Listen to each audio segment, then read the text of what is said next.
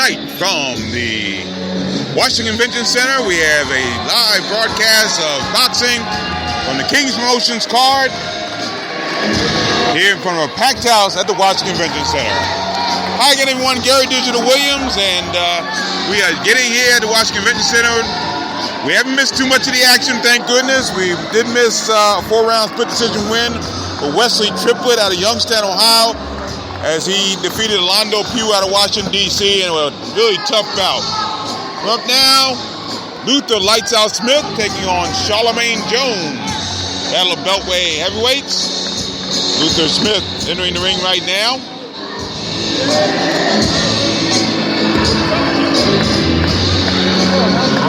Luther Smith 3-0, 3 KOs. Charlemagne Jones at 2-4-1 with 2 KOs to his credit. Here's ring announcer Sean Parker. This contest is in the heavyweight division, scheduled for 4 rounds. The referee for this bout is Mr. Greg Norvell. Introducing first in the blue corner, weighing in at 230 pounds. His professional record consists of 2 victories, 1 draw, both of those victories by knockout.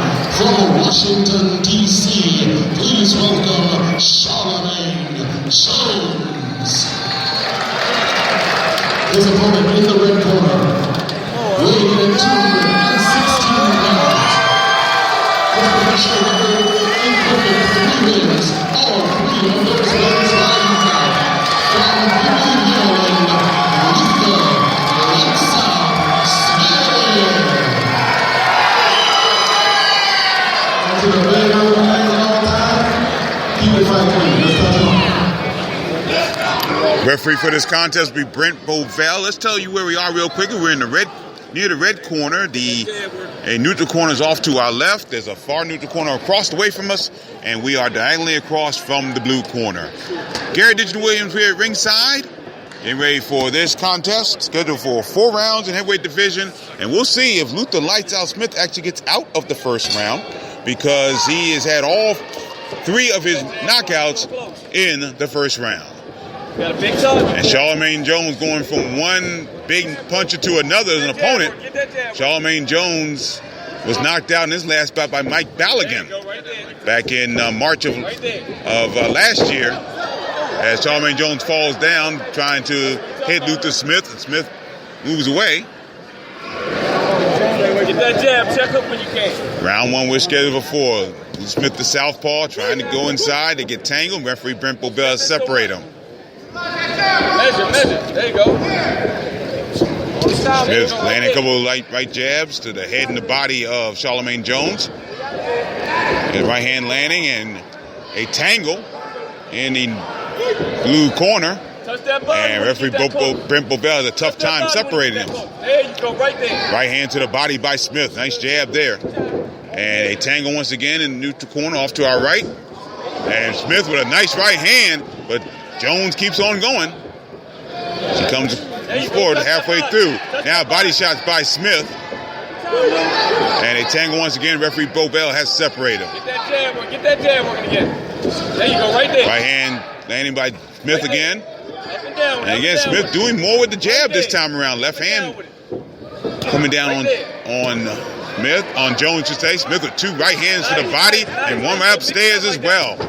And Jones comes in flying, and he gets caught, and referee Brent Bovell calls a knockdown. I didn't think that he actually did get hit, as Jones was trying to lumber in a little bit, but referee Brent Bovell will indeed call a knockdown, first knockdown of the bout. We head toward the final minute of the first round, scheduled for 4. Right now. Left hand jab by Smith. Now squares up. There's a right hand by Smith, right hook. Right hand down the pike. Jones trying to dive his way in, can't get in there. We head toward the final moments of this first round. Right hand in top. Up top by Smith. Jones tries to lumber in. Oh, he's going to break his arm. And there's a tangle. As we head toward the final seconds of this first round, we are scheduled for 4. Nah, that's what I want to check hook right there. They're trying to left hand. Big up right there.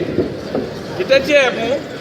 There's a left hand by Smith, left jab, now right jab by Smith. Touch that body too. Touch that body too.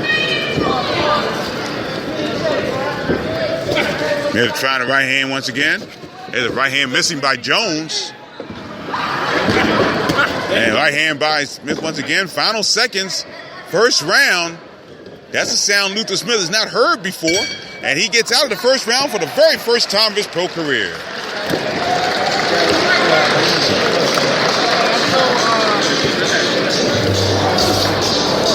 Once again, let's run down the card a little bit. Of course, our main event tonight will be the super lightweight battle between Ty Barnett out of Washington, D.C., 22-4-1, 14 KOs, taking on the veteran Daniel the Prophet Atta, also from Washington, D.C., by way of Nigeria. Co-feature tonight will be Michael Fox out of Forestville, Maryland. He's 8-0, 2 KOs, taking on Claudinei Lacerda from Sombrio, Brazil, 17-13-1, 12 KOs. And once again, Michael Fox facing another very veteran opponent. Ramon Nicholson, 15-1, all 15 wins by KO, taking on Jose Valderrama. He's out of Manatí, Puerto Rico, record of 4-12. He's been here before. He's got a win here in D.C., but he's facing tough competition in his career here in Washington, D.C. We get ready for round two. We'll give you the rest of the card a little bit later on. Round two scheduled for 4. Luther Smith with a good right hand. He got one knockdown in the first round. Slightly questionable. We thought that Jones just fell, but Brent Bovell, the referee, did call the knockdown.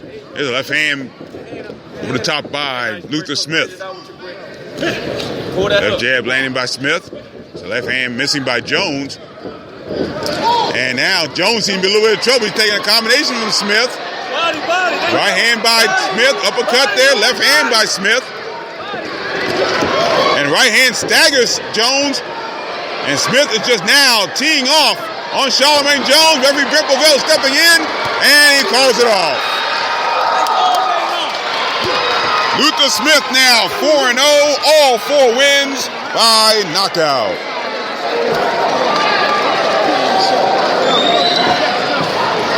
We'll get the official time. Ring announcer Sean Parker in tonight for Henry Discombobulating Jones. Discombobulating Jones had another engagement tonight.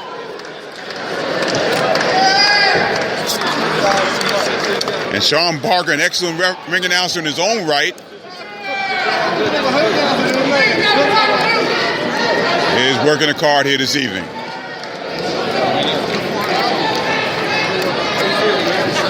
Official time coming from the commission members at ringside.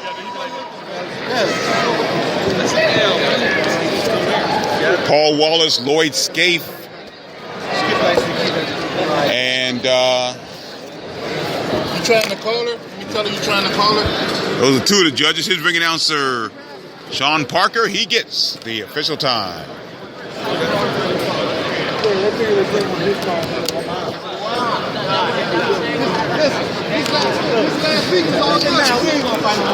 Wayne Smith, Paul Wallace, and Lloyd Scaife are the judges. Doctor's still checking on the condition of Charlemagne Jones.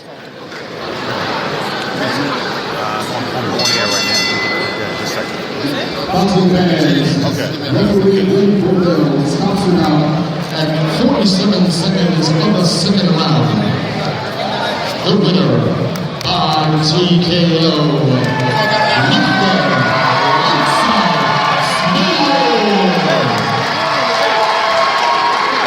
Once again, the time, 47 seconds of the second round. And again, that's the first time that Smith has been in the second round, so he got some work. He had 2 knockdowns in the bout. One in the first round, and the second one, referee Brent Bovell called it off.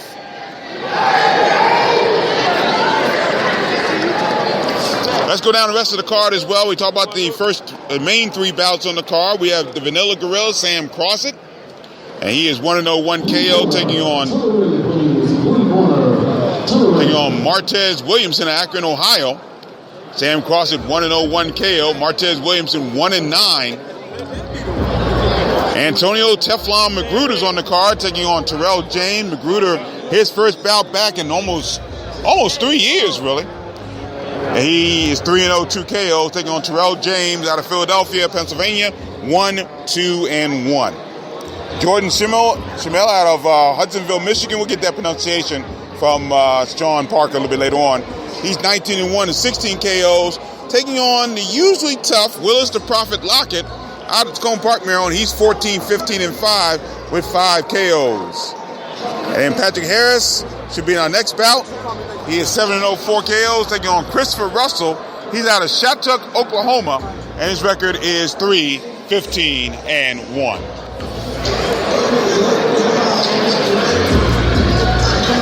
And you can chat with us throughout the evening as we get ready for some great boxing action here. And what is going to start a busy time for us here in the Beltway. We'll talk more about that throughout the evening.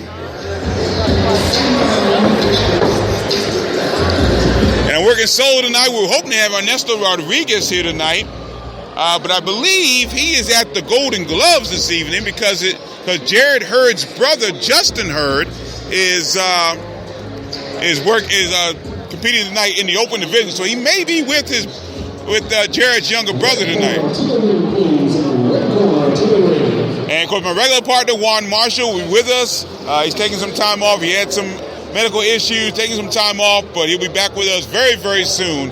Hopefully by our next broadcast. But right now, our next full live broadcast scheduled to be on March 26th. That's a Saturday night from UDC, and we'll give you more about that card as soon as we get it. Actually, we haven't gotten a lot of information about that card, but we'll get that card for you in just a moment. Just a few weeks, hopefully. Patrick Harris making his way to the ring now. His opponent, Christopher Russell, is already in the blue corner. This bout scheduled for 4 rounds in the super lightweight division. Patrick Harris being led by his father, Cookie Harris, his uncle, Jamie Harris, and of course, Barry Hunter, leader of the Ed Bangers camp, and also Javante Davis is here at ringside tonight. And of course, he'll be a part of the card here April 1st. He's going to be part of the April 1st card at the DC Armory. And of course, the main event on that card is also here tonight, and that's Adrian Bronner. And here, he's actually sitting off to my left, right behind me. And he's actually giving Javante Davis a hug right now. They walk right behind us. Here's Sean Parker. Boxing fans, this contest first scheduled for 4 rounds in the super lightweight division. Your referee for this bout is Joseph Fernando.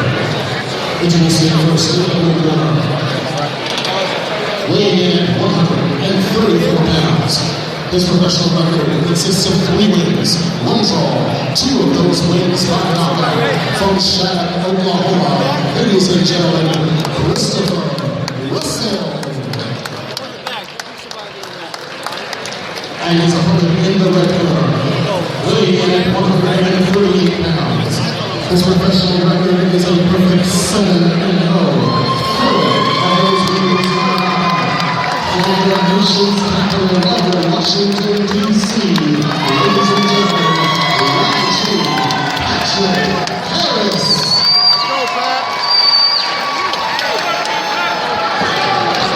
Gentlemen, give you guys stretches and guys from all time. That's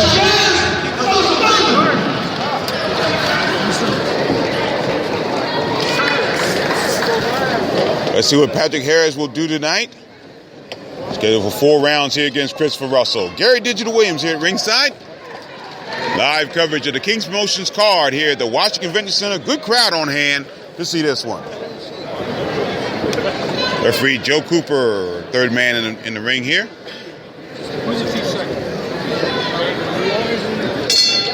Round 1, we are scheduled for 4. Force him to his right hand. Is Patrick Harris, the southpaw, right jab. You can hear Barry Hunter behind us here. Right off to our right, we're near the red corner. Good combination, right and left combination by Patrick Harris. There's a right hand by Harris, right to the face. Don't let him out the trap. Christopher Russell. Force him to his right hand. Right hand, and Russell ran right into that right hand. Quick hands by Patrick Russell so far in this first round. Russell trying to land some shots. He's kind of slapping. Lock it up and get it. Left hand by Harris. Russell trying to go to the body, but right now Harris just walking Russell down early in this first round. Right hand, oh, good right hand landing. Left hand by Right hand, Patrick. by Pat as well. Patrick Harris. Right there. That's it. Russell trying to right hand, misses Don't let him that out. one. Good combination there by Harris. Both sides of the body. Left hand by Harris landing. Both sides of the body. Harris is throwing nice combinations. If he misses with one, he'll hit with the other. He's been missing a little bit with the right, and now a body shot to the right, and that looked like might have been a low blow. Russell thought it was, like the body shot might have hurt, and now Russell on his bicycle on the outside. On the phone. Halfway through round one, we're scheduled for 4. Anything underneath you good. Left hand landing by Harris. This will be right hand there. There's Harris. Heading to the final minute of the first round, scheduled for 4. Everything under you good. Right body shot by Harris. Left hand by Harris with uppercut. Tried left hand down the pipe, just barely missed. Good right hand. Oh my goodness. Great right hand by Harris. Russell just froze and down he went and down he stays. This bout is over, but a beautiful. He missed with the left and then hit with a solid right hand. It just froze Russell in his tracks and down he went. And he froze for a good second. He's back up now. He seems to be okay, but he froze for a good couple of seconds, folks, and finally went down face first. Pretty much everybody at ringside was telling Joe Cooper to wave it off. He finally did so, and that was the bout. So Patrick Harris now 8-0, 5 KOs, and what may be an early candidate for Beltway Boxing Knockout of the Year.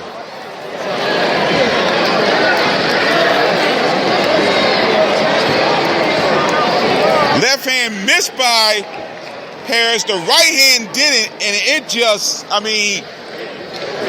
Russell froze like a statue. And it wasn't just 1 second and down. He stood still for a couple of seconds and then just trampled face first straight to the ground, straight to the canvas. Ring announcer Sean Parker has the official time. As soon as they check on, the doctors check on Christopher Russell, who is now 3-16-1, 2 KOs. Patrick Harris now 8-0, 5 KOs.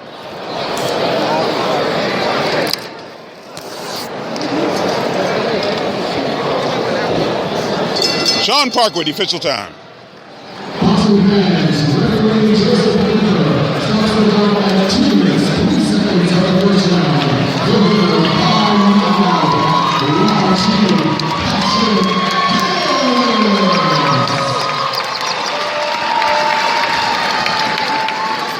Once again, that time, 2:03 of the first round.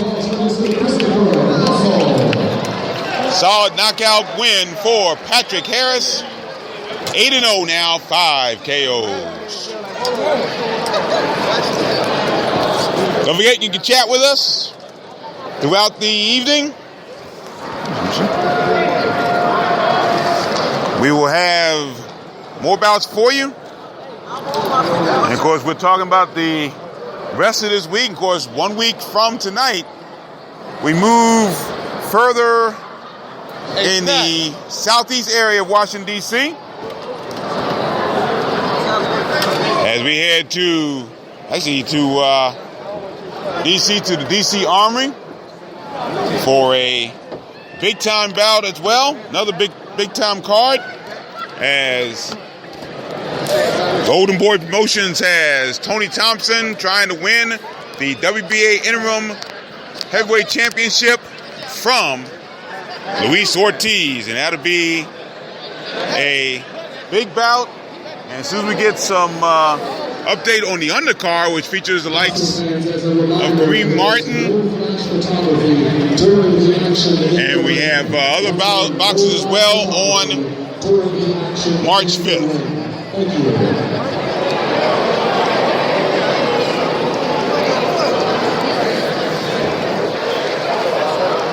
Coming up next, we're scheduled to have Jordan Schimmel or Schimmel. We'll get the official pronunciation from Sean Parker. He takes on Willis Lockett out of Tacoma Park, Maryland. A gentleman who has fought 14 bouts.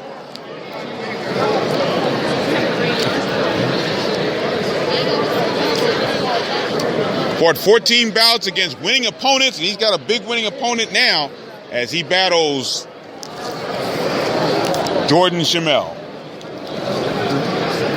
Joining us real quickly is a gentleman who had that stunning knockout. I think an early candidate for Beltway Boxing of the Year. He is Patrick Harris. Congratulations. Describe the knockout on that situation. Man, it was a quick knockout. I don't even remember the punch I hit him with.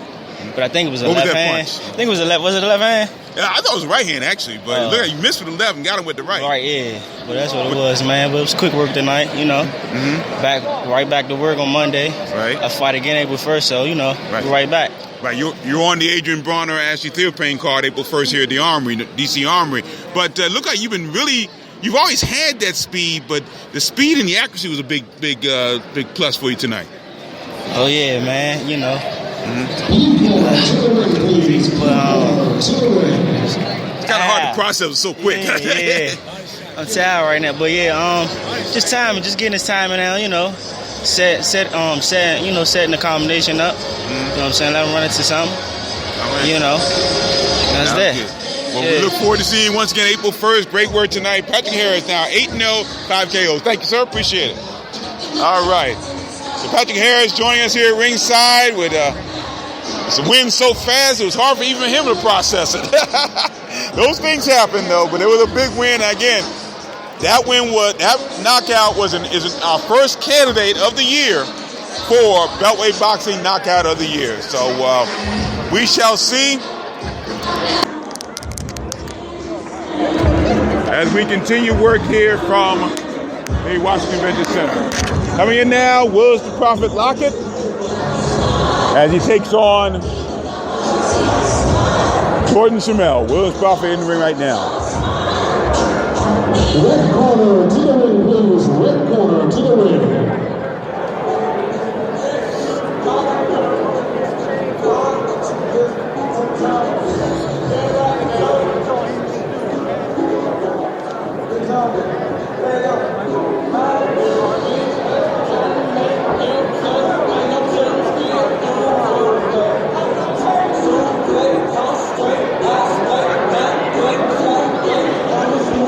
Jordan Schimmel, I think that's what Sean Parker said. He's coming to the ring right now.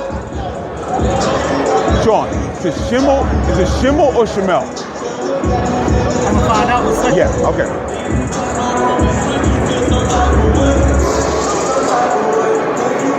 Trying to get the pronunciation.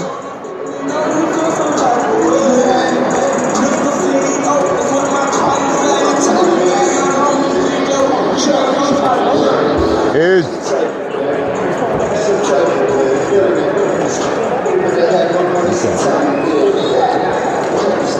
referee will be Billy Johnson for this bout. Once again, ring announcer Sean Parker. Boxing fans, this next contest is scheduled for 8 rounds in the cruiserweight division. The referee for this bout is Billy Johnson. Introducing first in the blue corner, weighing in at 197 pounds. His professional record consists of 14 victories, 5 draws, 5 of his wins by knockout. From Tacoma Park, Maryland, ladies and gentlemen, Willis the Prophet Lockett. And fighting out of the red corner, weighing in at 195 pounds. His professional record, 19 wins with 1 defeat, 16 of his wins by... From Hudsonville, Michigan, ladies and gentlemen, Jordan Schimmel.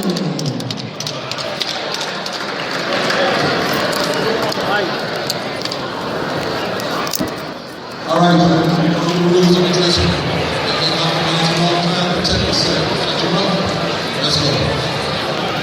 So it's Jordan Schimmel out of Hudsonville, Michigan. And as Sean Parker said, 19-1, 16 KOs. taking on Willis the Prophet Lockett. This bout is scheduled for 8 rounds in the cruiserweight division. Both men wearing blue and white trim. 10 seconds once you get up on the stage. Lockett trying to land the left hand. Schimmel with a nice left jab right to the face of Lockett. Schimmel much taller than Lockett. Well, that's usually the case when Lockett takes on anybody. Feints, Jordan. Left hand missing by Lockett to the body. There's a right hand. Tries right hand. Oh, good uppercut by Schimmel. Very nice right uppercut. Right hand missing by Lockett to the body. There's a left jab by Schimmel. Throw him low. Those 2 left jabs. Left hand by Schimmel. Right hand to the body by Lockett. Lockett can be very awkward at times, and that could be difficult for some boxers. There's a right hand by Lockett, hits Schimmel around the back of the head, however. First minute, round 1, we're scheduled for 8. Left jab, nice left jab by Schimmel. Very impressed with the left jab so far. Lockett trying to land right hand. Lockett trying a combination to the body, doesn't work there. Use the feint, body Halfway shot. through, Lockett tries a wild right hand. They tangle, and referee Billy Johnson has to separate them. They're right in the Schimmel corner, right off to our Spreaker.com real-time pain relief location. Keep going, keep going. Give me that. Final minute, round 1, we're scheduled for 8.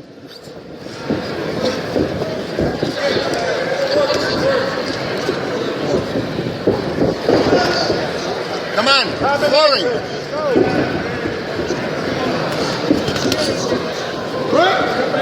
Hook to the body, Jordan. Body shots made by Schimmel. And Lockett has to tangle his left hand as we head toward the final seconds of round 1. We're scheduled for 8 here. Keep going, body shot. Left hand by Schimmel.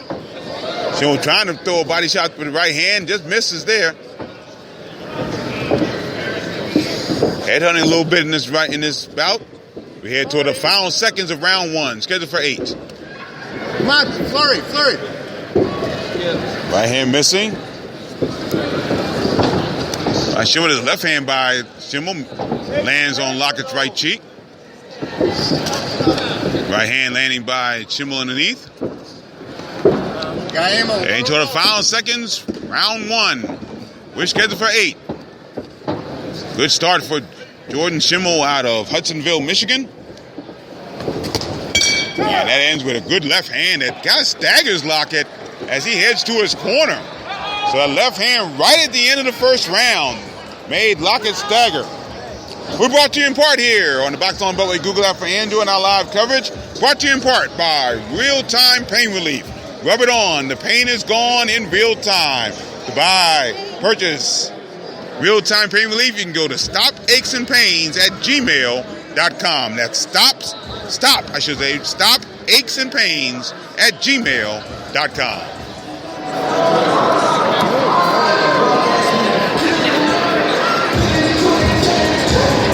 Victor Davis in the corner of Willis Lockett. And he took some shots toward the end that didn't look promising for him. And we'll see what happens.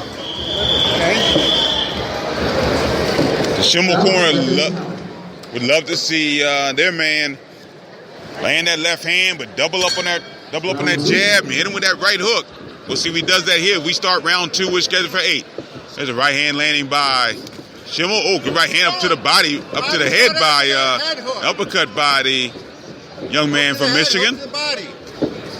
Good body shot, and Lockett hanging on. That's the veteran move there. Because he was stunned a little bit, it looked like. Get up again.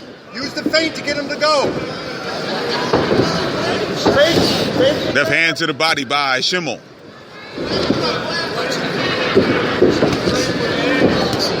In that hook, Lockett tries to land a left hand. He gets caught with a left by Schimmel. They tangle. Both men. Oh, wait a minute. Let's see. Both men were were free, but then referee Billy Johnson called for a break, and Lockett didn't hear it.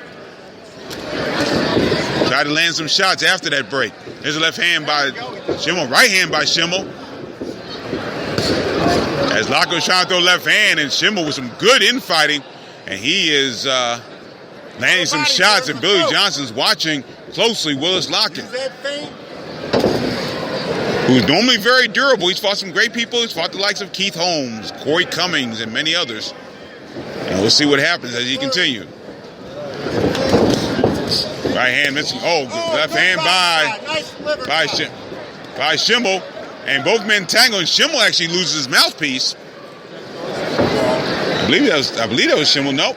No, it was Lockett. I'm sorry, it was Lockett's. Jordan, that body shot hurt him the liver. I need more of it. They kind of tangled a little bit. And Lockett loses his mouthpiece. Around the halfway point of round 2, we're scheduled for 8.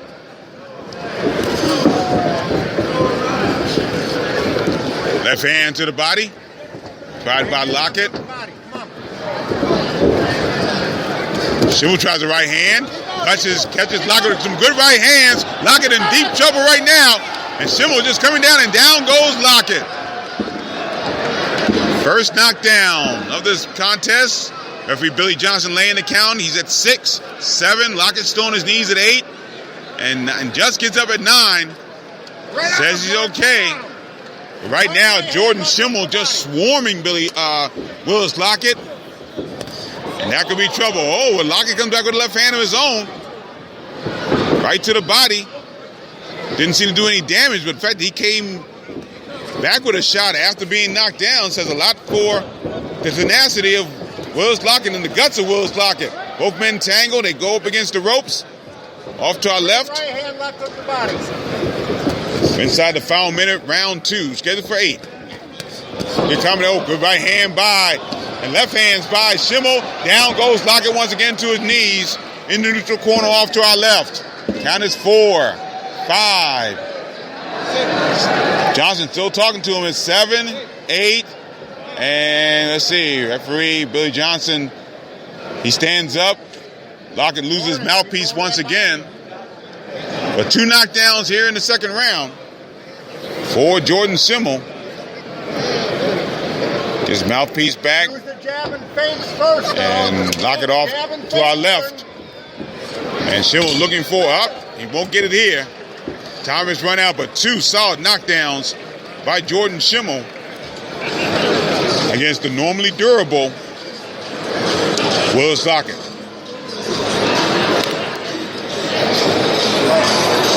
Once again, you can chat with us throughout the evening. We welcome you all who are listening either on Spreaker.com, on iHeartRadio.com, on YouTube as well, or you're, of course, listening on the Boxing Along the Beltway Google app for Android.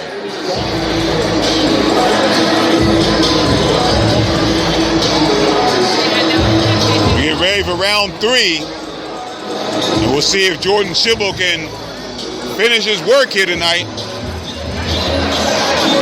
in the third round. Again, unlike some of the bouts that Lockett has taken over the last couple of years, he took this on relatively good notice. He had some time to prepare for this, but the height and the power of Jordan Schimmel has become a big difference after the last 2 rounds. Round 3 is underway. We're scheduled for 8. There's a left hand by Lockett up to the face. But Schimmel now going downstairs, using that right hand. Lockett comes off with the right hand. Looping shot by Lockett. There's a left hand by Schimmel. And they tangle once again. Lockett hanging on. And I think already Willis the Prophet Lockett is in survival mode. He's already been knocked down twice, but he's landing some wild right hands. His left hand landing by Schimmel. Lockett trying to land left hand, trying to land wild left hands, but he's getting caught as he comes inside. First minute, round 3 was scheduled for 8. And referee Billy Johnson warning, stopping the contest. And let's see, 1 point taken away for holding by Billy Johnson on That's why he held. Willis Lockett. Use the jab, straight right. So he's already been knocked down twice in the contest, and Lockett has now lost a point for holding. Straight right to the chest. Shin with the left hand, trying to measure that jab. Measuring with left hand against the shorter Lockett. Lockett once again hanging on. And Schimel. Right, a little bit lower. And now's where things may get awkward in this bout. There's a right hand landing by Schimel. Good uppercut to the body. Left hand to the body. Right over our real-time location. Real-time pain relief location. And Willis Lockett in deep trouble once again. Uppercut when he ducks like that. Schimel trying the right uppercut. Missing with the left hand. And they tangle once again. Referee Billy Johnson has separated. Right at him, come on. Inside the final minute, round 3, and Schimel catches Lockett with a left hand. He is just now battering Lockett all over the place right now. They're over the neutral corner off to our left.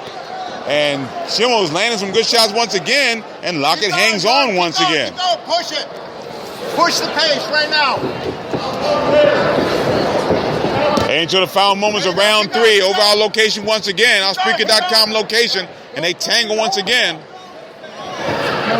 And a mouthpiece comes out again for Willis Lockett. And looks like Lockett's maybe limping a little bit with his right foot. Out, body, head. And he's getting warned by Billy Johnson for spitting out his mouthpiece. We're inside the final 10 seconds of this third round. And this will be the first of maybe as many rounds as Lockett will get and as many rounds as Schimel will allow of survival mode for Willis Lockett.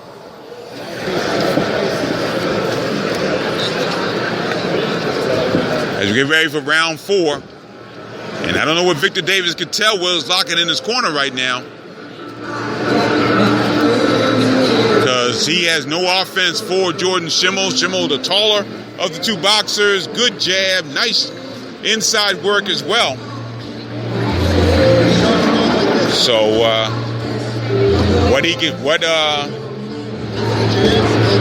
Lockett can do for it in this case, I don't really know. Lockett's last fight was against a guy named Willie Fortune, and many people thought that Lockett may have won that bout. He lost an 8-round decision, and many people thought he might have won it.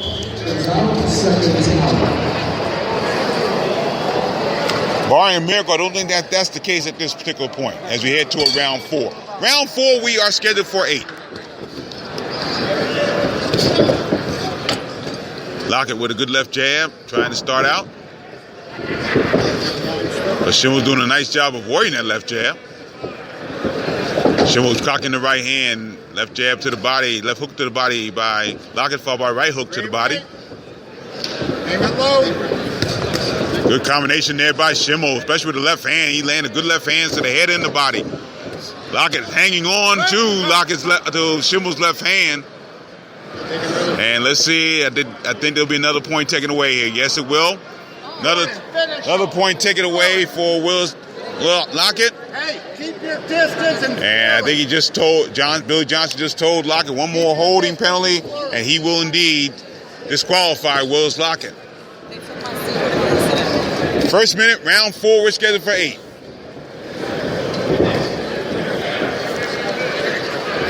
Right hand landing by Schimel, missing with the left hand is Lockett.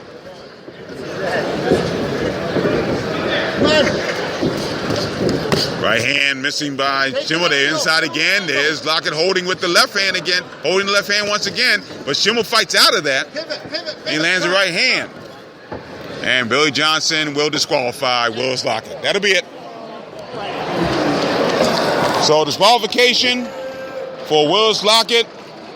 Couple warnings from Billy Johnson, couple points taken away from Johnson, and finally, Schimel wins by 4th round DQ.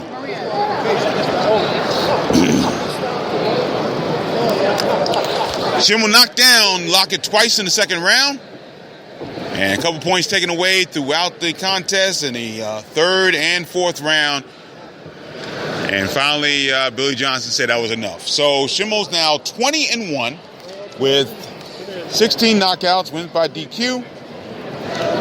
Willis Lockett now 14-16-5 with 5 KOs.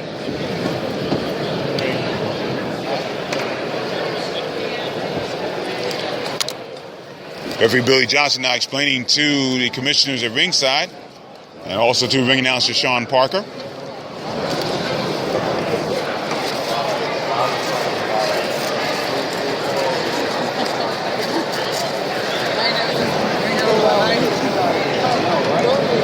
And we'll get the official explanation of the decision from Sean Parker.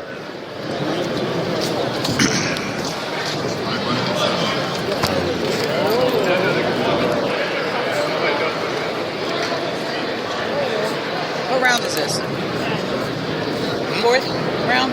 That's stop? Yeah, that was the fourth. Fourth. Give him the ball.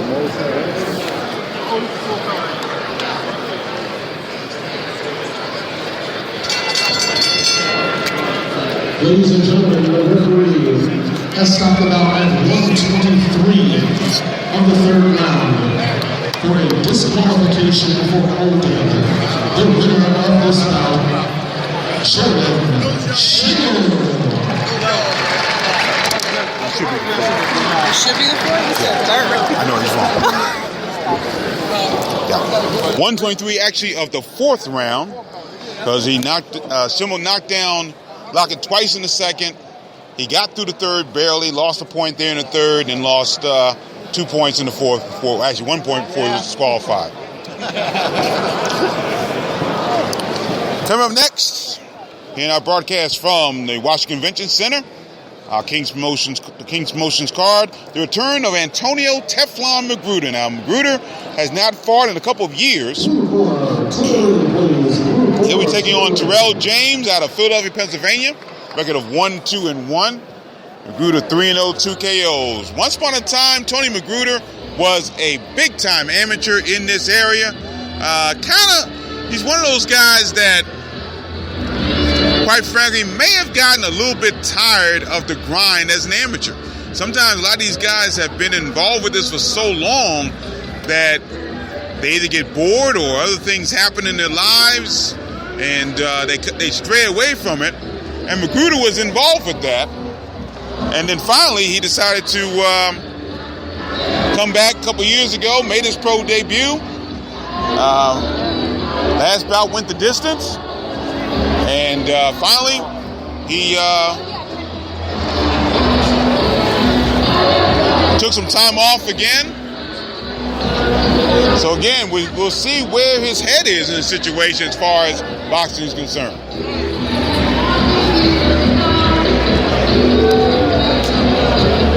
Hopefully at some point we'll be able to check out how Emmanuel Taylor did tonight in Madison Square Garden, New York City. He's scheduled to be on the Terrence Crawford Hank Lundy card. And he's taking on Wilfredo Acuna. And guy that was also scheduled to be on that card is not on that card is Mike Yes Indeed Reed. He was scheduled to be on that card, but his opponent did not pass his physical. And those things happen. Terrell James in the ring at this time.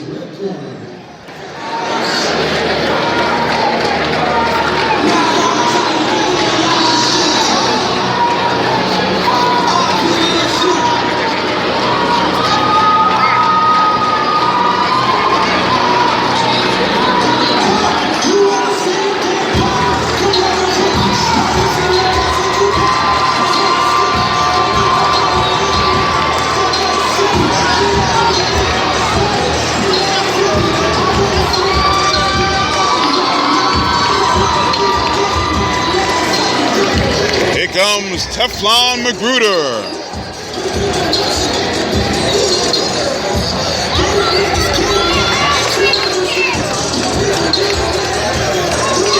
Once again, back with the headbangers.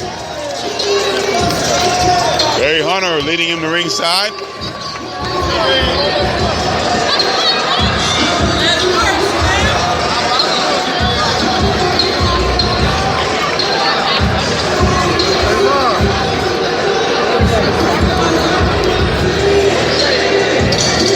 Here's Sean Parker.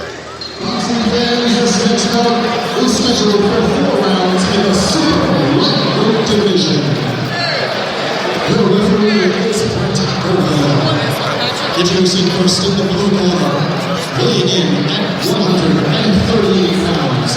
His professional record consists of 1 victory and 1 draw. From the fighting city of Philadelphia, Pennsylvania, Terrell Terminator James. And in the red corner, weighing in at 130 pounds. His professional record is a perfect 3-0. 2 of those wins by knockout. From the nation's capital, Washington, D.C., Antonio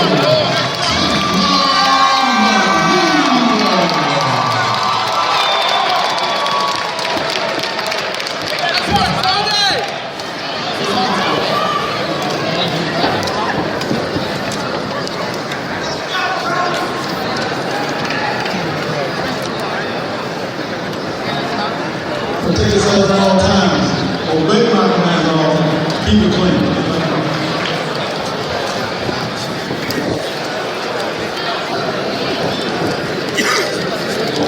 A lot of celebrities here tonight from the boxing world.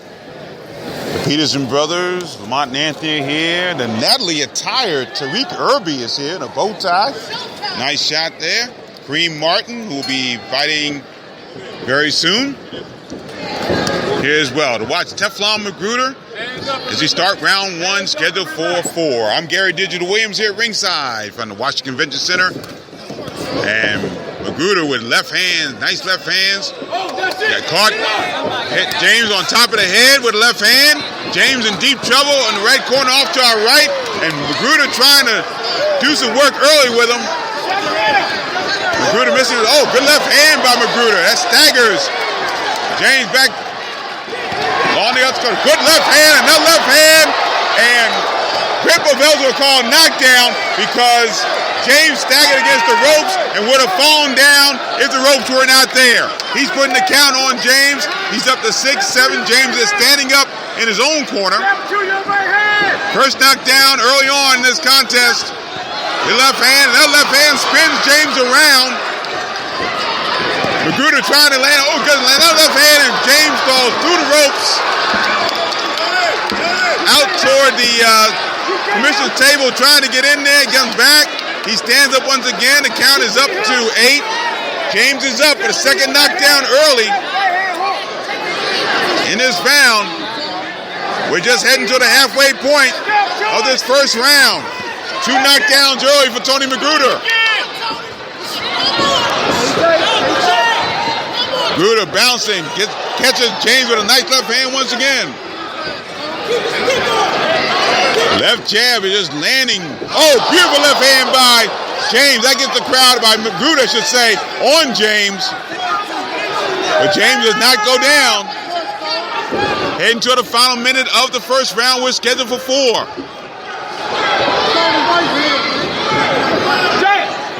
Left hand by Magruder, left hook. Right hand by Magruder. Magruder gets underneath. James has no offense for Antonio Teflon Magruder at this point. We're inside the final minute of the first round. Good combination there by Magruder with the right and the left hand. Up to the face. James trying to duck, trying to hang on, do something. Good body shot by James. Oh, Bovell says a little low there, though. Started landing at the body, right at the midsection. There's a right hand over the top by Magruder. Another right hand by Magruder. Left hand that James runs right into. Heading to the final moments of the first round. We'll see if James can get out of this. Already 2 knockdowns, crowd standing all around the Washington Convention Center.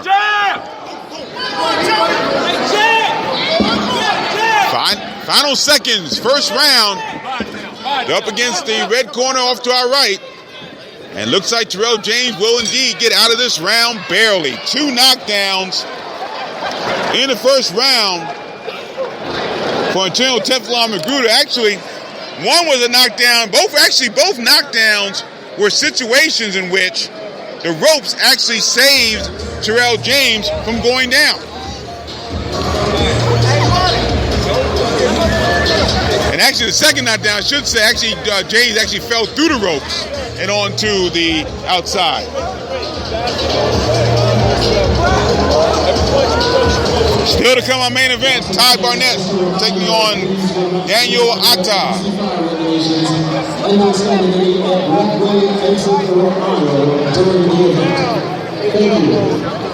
Ty Barnett, an 8-round situation against Daniel Atta. Michael Fox in the co-feature against Claudine Lacerda.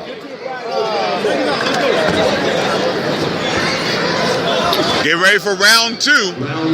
Been all Antonio Teflon Magruder so far. He catches James once again with a left hand. Terrell James, the Terminator, out of Philadelphia, Pennsylvania. Left hand to the body by Magruder. No! Let your jab be the guy! The right hand by James. James seems to have gotten himself squared away here. He's going to the body a little bit more. Trying to gather some offense here. That body, Tony, both sides. Right hand to the head by Magruder. Left hand followed. James with a good left hand. You may be able to hear Barry Hunter off to our right wanting Magruder to go to the body. He does so there with a left hand. But here's James coming toward him. He's got Magruder up against the ropes trying to land shots, but Magruder's defense has been really good. Magruder hanging on a little bit. And Magruder pushes James to his own corner off to our right, our Spreaker.com location. There's a good left hand in close by Magruder. Right hand underneath by James. Right, James trying to work to the body a little bit. There's a left hand by Magruder. Past the first minute of round 2, we're scheduled for 4. There's a left hand by Magruder. Magruder trying to barrel in, show a little bit of dominance, but he really doesn't need to if he can stand back. Just land some shots. Left hand's missing.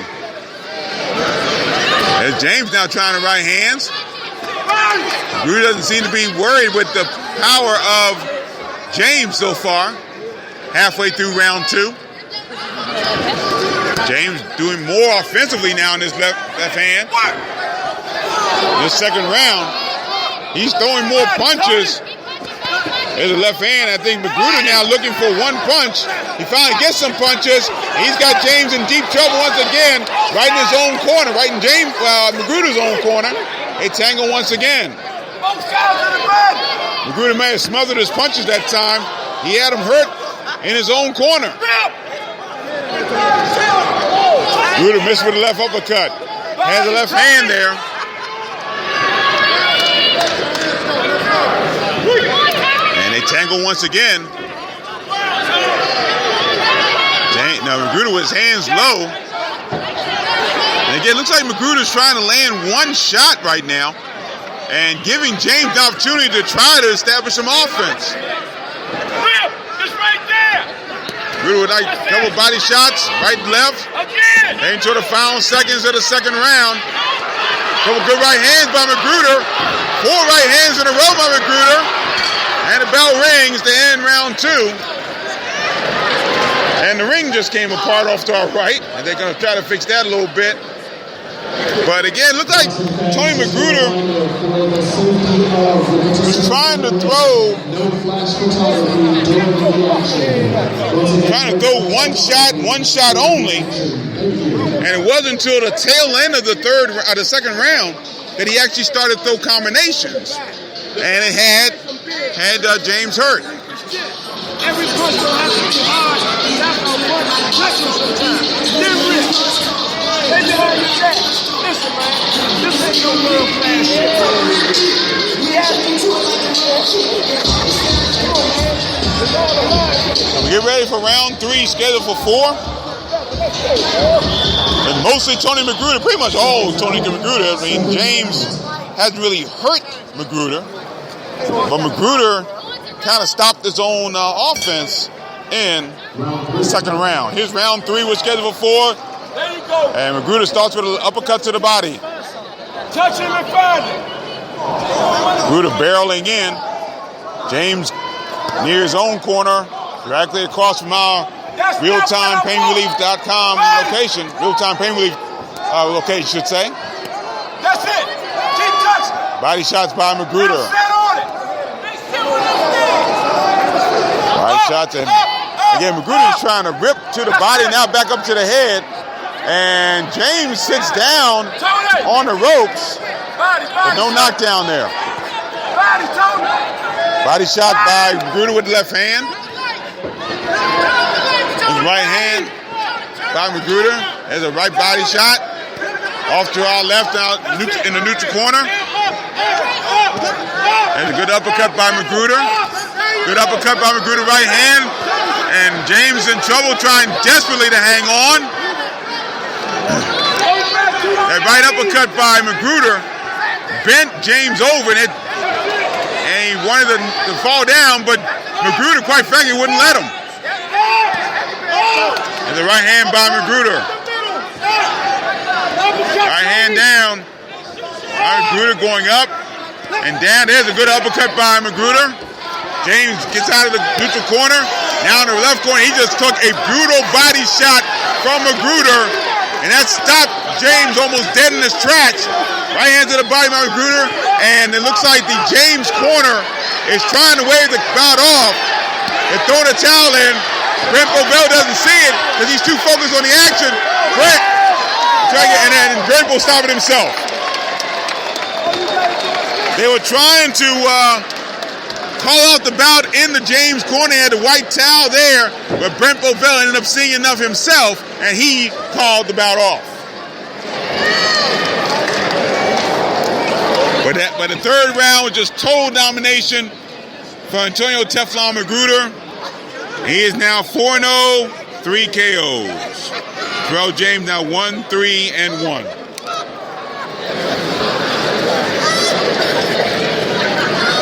The laughter you may hear is Adrian Bronner directly off to our left. We have no idea why he's laughing so hard.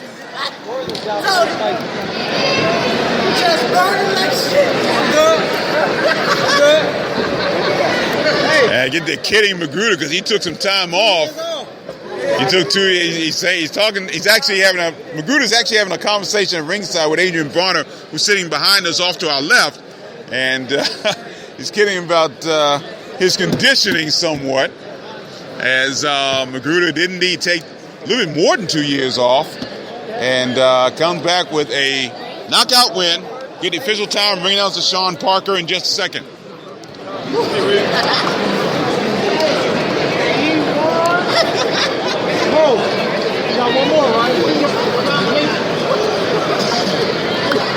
Still to come, Damon Nicholson taking on Jose Valderrama. We've got Sam Crossett against Martez Williamson. Michael the Professor Fox taking on Claudine Lacerda. And of course, our main event, Ty Barnett taking on Daniel Atta.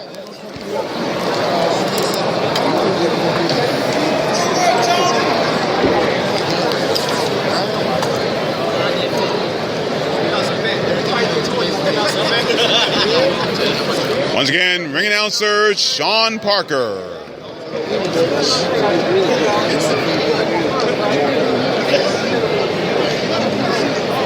Trying to get the official time.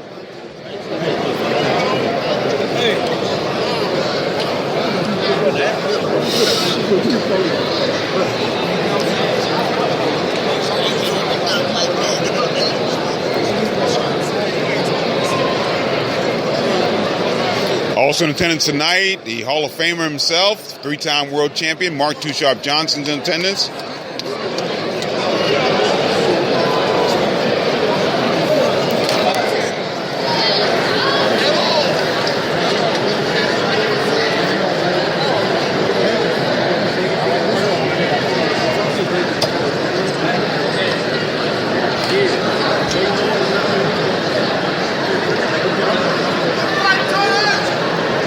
They're waiting. I'm not sure why they're waiting to give the time.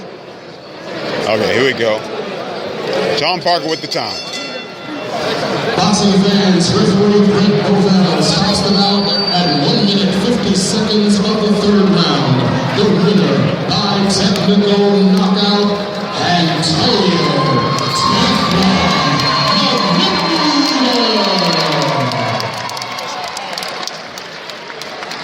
So Antonio Magruder now 3-0, I should say 4-0, 3 KOs.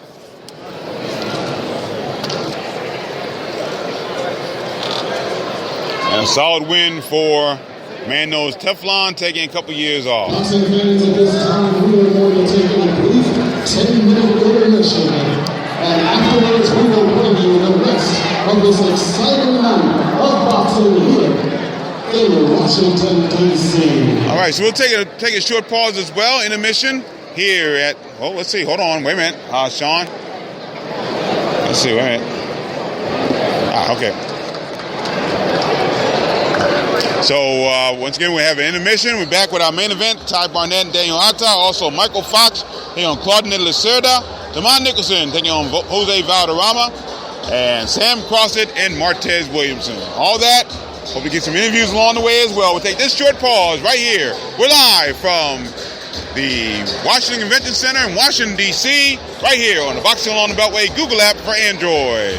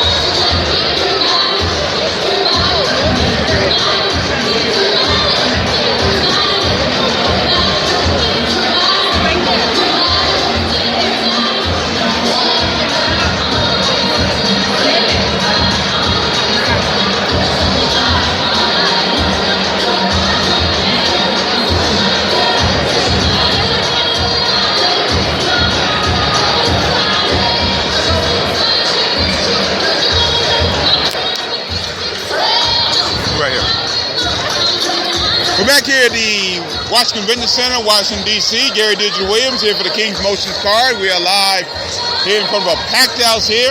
And, of course, this was the start of what is going to be an outstanding few weeks here in the Beltway, as we have no less than 3 more cards coming up in Washington, D.C. And the 4th of those cards is going to be April 1st at the D.C. Armory. It's the Adrian Bronner Ashley Theophane card. One of the guys that's scheduled to be on the card, guys, doing very well so far. His young pro career. He is Kareem Remo Martin out of Washington, D.C., and he'll be on that card. I know you're looking forward to that. Thanks for joining us. Yeah, I'm ready for that April 1st card. Ready to put in the work. My supposed to be a 6 or 8 rounder. Okay. Still fight welterweight. I'm ready to put in that work. No question about that. Now, talk about your career so far. Your career has been going great guns, some good exposure for you. Talk about your career. My career going good. I had 1 little draw, but I bounced back from it. And now 7-0, 3 knockouts, 1 draw. Still working hard every day in the gym. Spawned a great champion. Spawned Adrian Bronner, getting ready for this fight. I spawned Lamar Peterson, Andy Peterson. I even spawned Austin Trout before. So I get great world-class champion spawn. So it's all uphill from here. Keep on working hard, everything will be good. Let me ask you a question. I just got asked a few minutes ago by another reporter. We've got these big cards coming. Of course, we've got March 5th, Luis Ortiz and Tony Thompson. Of course, the card you're going to be on April 1st. What does that say about the growth of DC boxing, in your opinion? That means we get some notification over here in DC. We ain't had too many DC shows here in a long time. Like no big TV cards here in DC in a long time. So that means we open the door for all us up and coming fighters from DC. That we get to be on these undercards and shine. So we just gotta go in there and perform and put DC on the map. All right, we look forward to doing that April 1st for you on the Bronner Theophane card. Kareem Remo Martin out of the Headbangers Gym. Best wishes to you. Keep up the great work. Thank you very much, Kareem. All right, we're going to get ready to start our card, continue our card here. And again, I think what Kareem is saying is correct. And I just had an interview with Ron Harris of the Prince George's Sentinel. And basically,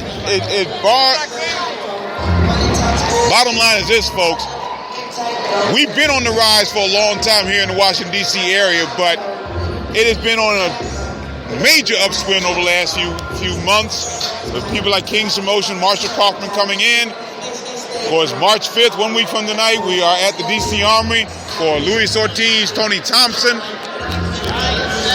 March 26th, we're at UDC, the University District of Columbia, in the sports complex there for the first promotion by Fighters First. And then we're also going to be April 1st, as we said, Adrian Bronner versus Ashley Theophane. Now, Martez Williamson is in the ring, and he waits the guy who has gotten a whole lot of publicity since the Super Bowl. The Vanilla Gorilla, Sam Crossett, is coming to the ring. Sean. Remember, it's Crossett. His last name is Crossett. Not Crossett. And he is trained by Buddy Harrison.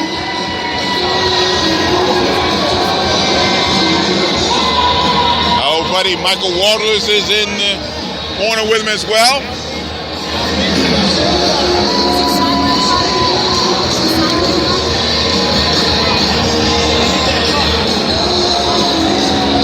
So we get ready for this 4-round encounter. Here's ring announcer Sean Parker. This contest is scheduled for 4 rounds of action in the cruiserweight division. The referee for this bout is Joseph Hoover. In the blue corner, he weighed in at 186 pounds. His professional record consists of 1 victory. Ladies and gentlemen, from Alliance, Ohio, Martez, I Am Legend Williamson. And his opponent in the red corner, he weighed in at 192 pounds. He won his professional debut by knockout. He is the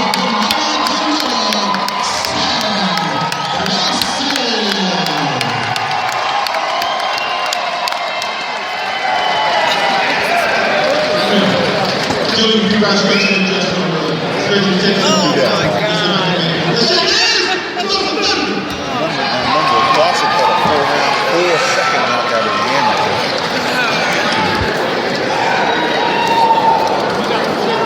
this. So Sam Crossett, the Vanilla Gorilla, taking on Martez I Am Legend Williamson, 1-9. And I tell you, there are people wearing Vanilla Gorilla t-shirts all over the Washington Convention Center. Round 1, we're scheduled for 4. Williamson throwing long looping shot. The right hand by Crossett. Another right hand by Crossett. Eyes wide open. And Williamson trying to throw left hand, feints it. Throws a right hand there. Williamson trying to establish his left jab. Take your time. Double that jab, double it. I tell you, even Adrian Bronner's over here. You just hear him right over to us. He's excited about watching Sam Crossett. Of course, for those who do not know, we'll hopefully get a chance to tell you why everybody is so excited, for those who have not heard. Catch a little right hand, Sam, when he comes in. Wait till he comes in to throw it. Crossett trying to measure Williamson. The right hand by Crossett.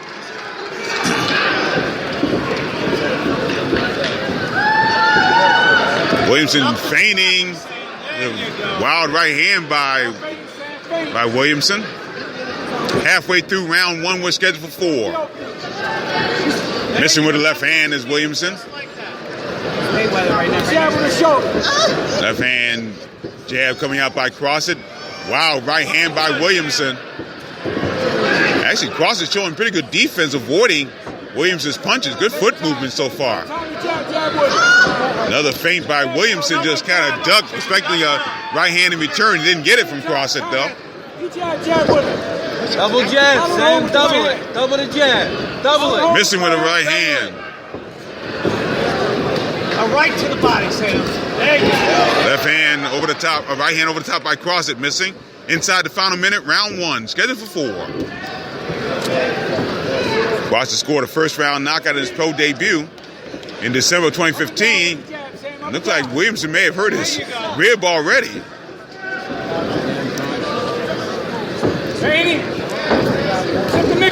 Trying to throw right hand again is Crossett.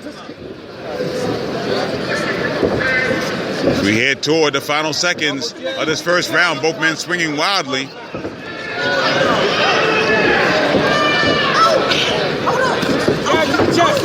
Good left hand and close by Crossett. Both men feigning. Left hand wild by Williamson. Right hand to the body. Left jab by Crossett.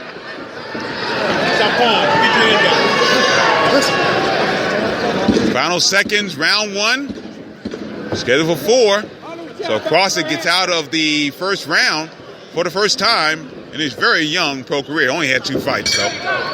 Round 1. Now, again, for those who don't know, a lot of people are very excited. A lot of these people here at the convention center came to see Sam Crossett because of a local commercial that aired during the Super Bowl that they shot in a location where we've been, and that's the Sphinx Club in Washington, D.C., in Northwest Washington, in which Crossett appears in a boxing ring against Amir Tyson. And that is Amir Tyson, the son of Iron Mike Tyson, who also makes an appearance in the commercial and actually knocks out Sam Crossett in the ring.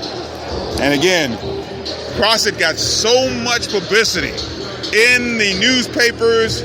I think he did every single local television network as far as the news is concerned. I think everybody from 4, 5, 7, 8, 9, I should say, all the local TV channels did interviews with him. The local sports stations, Comcast Sportsnet, did one as well. So he's been all over the place in this situation. Martez Williamson trying to land backhand shots as we start round 2, scheduled for 4. Gary Digital Williams here at ringside, here for the King's Motions card, live from the Washington Convention Center, here on Boxing Along the Beltway. Slug it out, Sam. There you go. 2 men tangle in the center of the ring. Right hand landing by Crossett. Williamson trying to come up with left hands of his own. Chin down, Sam. Take your time. Difficult in this. Martez Williamson making it difficult for CrossFit to land clean shots early in the second round. Hands up, Sam. I throw it straight, Sam. Left jab landing by CrossFit. Left hand to the body by Williamson. Kind of a slappy left hand. That's right. And Martez Williamson threw a right hand that came from somewhere down in, let's call it Timonium. It was a deep left hand, the uppercut that's totally missed. Williamson with some combinations, left and right. Most of them blocked by CrossFit. But CrossFit having a tough time landing some offense here. There's a good left hand by CrossFit, however. He may have finally figured it out. Left hand to the body, right hand to the head. Williamson's shaking his head as he moves away. He claims the shots don't hurt him. Right hand missing by CrossFit. Left hand missing by CrossFit. Halfway through round two. There's a right hand up top by CrossFit. Williamson playing not to be hurt there. Been feigning jabs with the right hand. Right hand over the top by CrossFit. Williamson now changing southpaw momentarily. Now goes back to conventional. As CrossFit, I should say Williamson trying to give him a lot of angles there. Both men tangle and referee Joe Cooper has separated them. The right hand by Williamson up top. Trying to establish a double jab with the left hand. Going straight, Sam. CrossFit with a wild right hand. CrossFit didn't have a whole lot of an amateur career, but he is famous for having that 4-second knockout in his amateur career.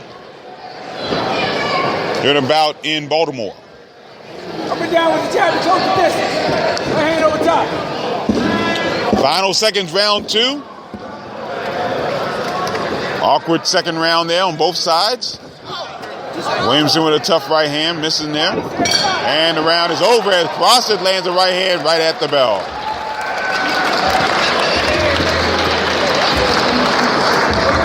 We are brought to you in part by Real Time Pain Relief. You rub it on, the pain is gone in real time. You visit stopachesandspains@gmail.com. Find more information on real-time pain relief. Stopachesandspains@gmail.com. Actually, you can go to the website, which is actually stopachesandspains.com. Go to the website, stopachesandspains.com.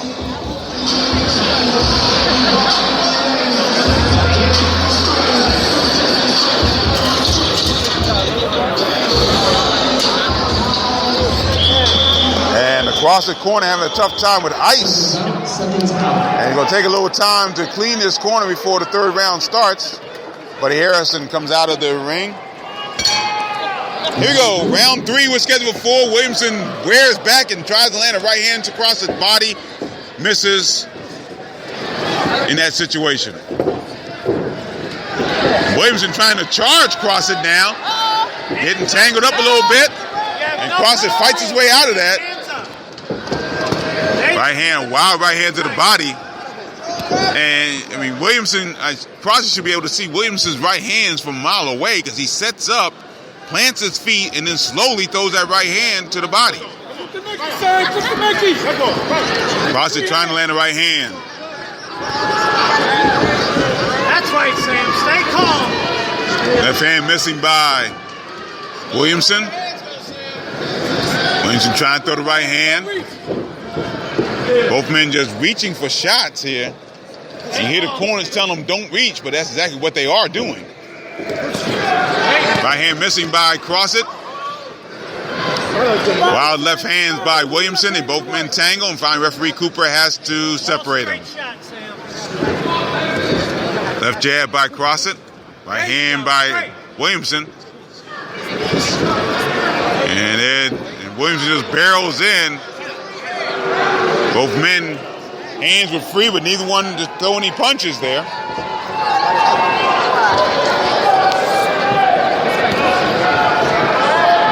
guess it's good that Crossett gets an early awkward opponent. There's a right hand to the body by Crossett. You'll learn a lot from this one, how to stop people from being that awkward and try to cut them off a little bit better. Right hand by Crossett as Williamson threw some wild left and right hands to the body. Crossett just landing right hand straight down the pipe. Left hand landing.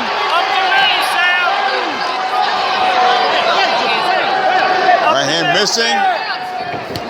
Left hand landing by Crossett. And Williamson just laughing at Crossett, just shaking his head. Crossett stuck his tongue out at Williamson. So a lot of posturing as we head toward the final minute of this third round. We're scheduled for 4.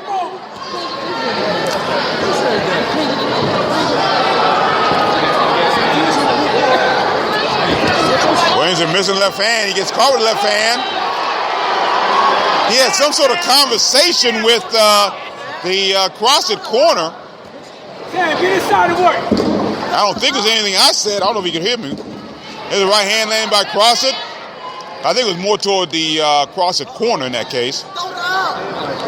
And this round is over. So again, another awkward boxer here. And we know why we have an idea at least, why Martez Williamson is 1-9. The ref is winning. Oh, we ain't even got a seat for him.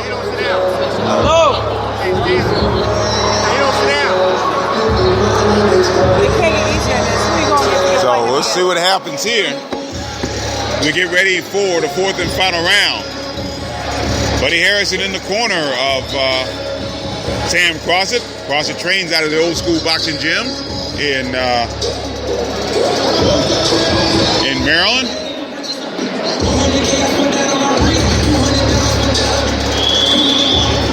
Fort Washington, Maryland, that is. So those you like amateurs will be at the Roosevelt Raceway in April for the Washington and the Regional Golden Glove. We'll give you information about that in just a moment. Both men, we get into the 4th and final round. Williamson trying to charge in. I don't know if he can see Crossett because he's got his eyes closed, but he's trying to land shots. Nothing sloppy, Sam. That's right. There's a right hand by Williamson. Nothing sloppy, Sam. Right hand over the top by Crossett. Williamson barrels in. They tangle once again.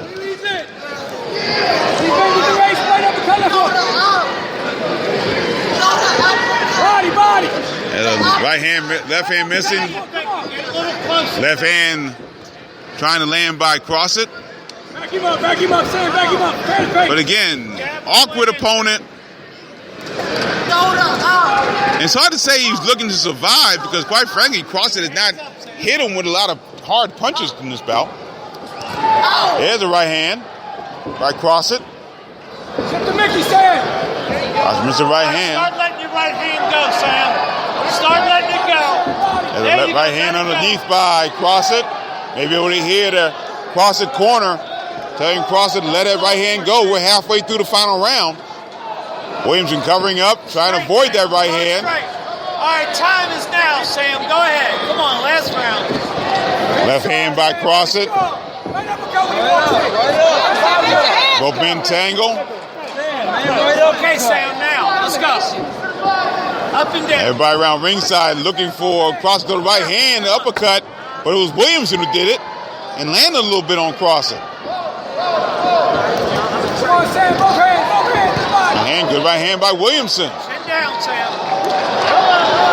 Now Williamson trying to act brave here in the final minute of the final round. Again, an awkward bout to say the very least. Round's almost over, Sam. Williamson jabbing, trying to move feint. And Williamson says Crossett. I don't know if he's talking to Crossett or talking to Bronner here at ringside, Adrian Bronner. He's smiling now as we get ready inside the final seconds of the fourth and final round. Come on, Legend. Right up, let's go when he walks forward. Come on, Legend, turn up. Come on, Legend. Bronner now moving his knees back and forth. He's having fun in there. He gets caught with left hand, but he takes it off. Final seconds, final round. He does a little dance there, and this is just getting silly here in this bout. And his bout is over. And both men embrace it in the center of the ring. But that bout was just plain silly, folks. They flags now?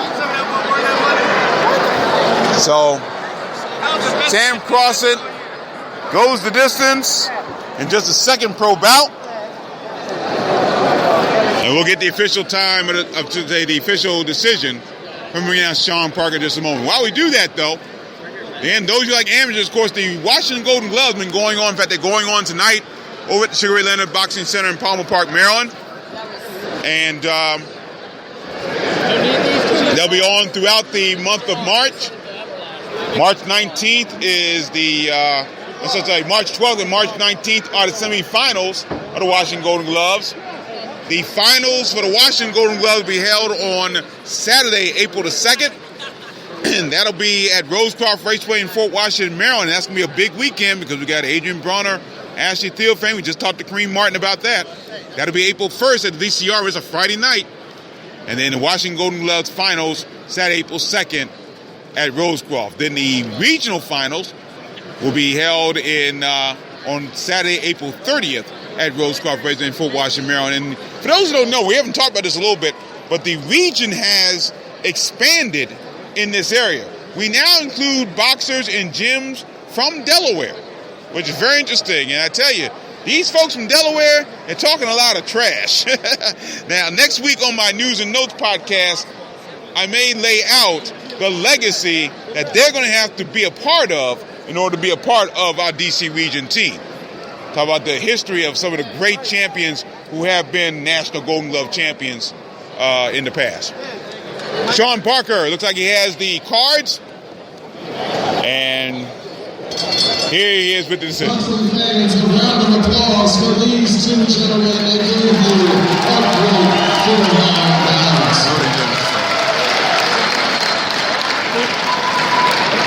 Judge Paul Wallace scored about 39-37. Judge Wayne Smith scored about 40-36. Judge Lloyd State scored about 39-37. For the winner by majority decision. That's a unanimous decision.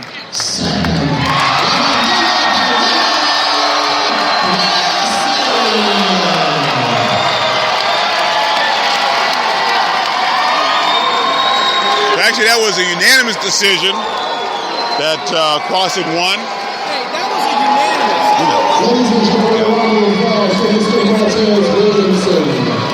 40-36, 39-37 twice. For Sam Crossett, now 2-0, 1 KO.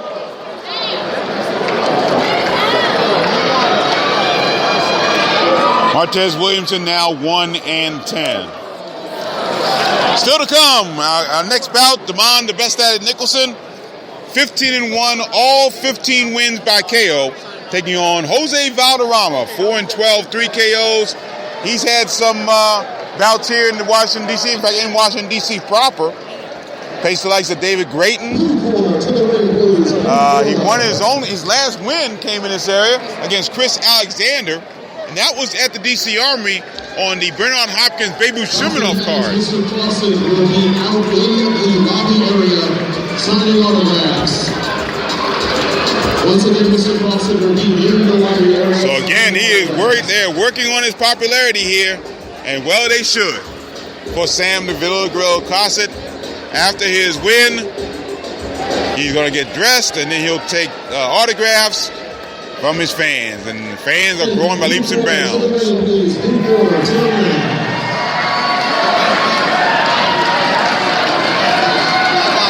So Jose Valderrama comes to the ring. 4-12, 3 KOs out of Manatí, Puerto Rico. And he will will take on Laurel, Maryland's Damon, the best at it, Nicholson.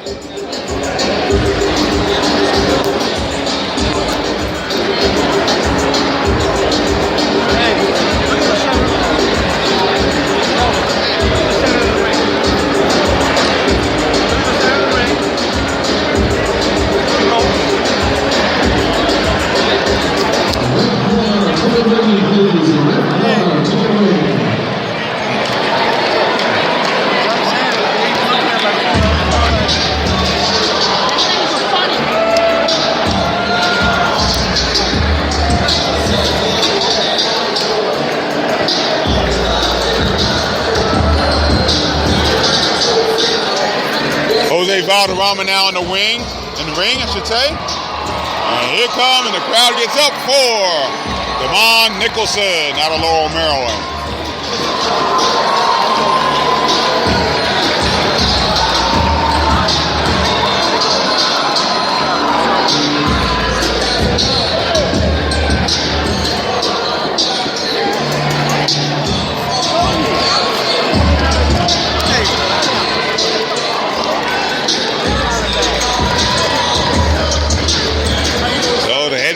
Join us once again.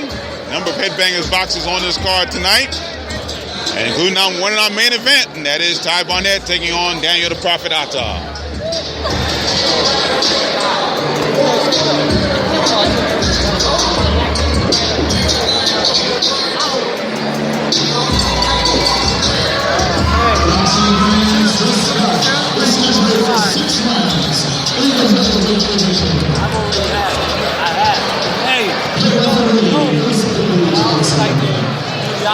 Introducing first in the program, he weighed in 162 pounds. His professional record consists of 4 victories, 3 of those wins on knockout. From Boston, Puerto Rico, Jose Valderrama. And out of the red corner, he weighed in 163.5 pounds. His professional record consists of 15 victories, 1 defeat, all 15 wins by knockout.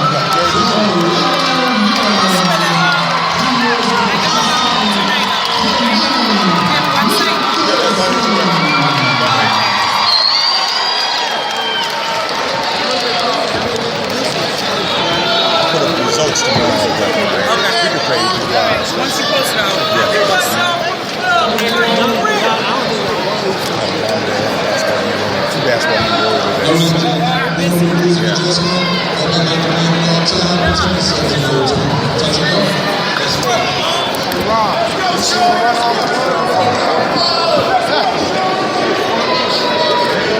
This bout scheduled for 6 rounds in the middleweight division. Damon, the best at it, Nicholson, taking on Jose Valderrama.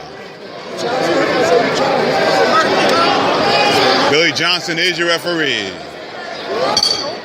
Round 1, we're scheduled for 6. Nicholson moving to his left. Valderrama can be awkward at times, but he can be hit as well. But he's usually very tough. David Grayton, took him 6 rounds to knock out Valderrama last time they fought. In Valderrama's last bout, I should say. 2 times. Underneath you good. Left hand underneath there by Nicholson. Tries the left hand, misses it. I like you too, Mr. The right hand missing by Nicholson. Keep going. Left hand by Valderrama. A tangle. Referee Billy Johnson lets him go. Good jab. Cut Nicholson throwing a nice left jab. There's a left hand to the body by Nicholson. Left jab underneath, left hand underneath by Nicholson. Valderrama comes up with a right hand. That misses. The right hand over the top by Nicholson. They tangle. Referee Johnson separates them. Underneath. Looks like a little bit of a.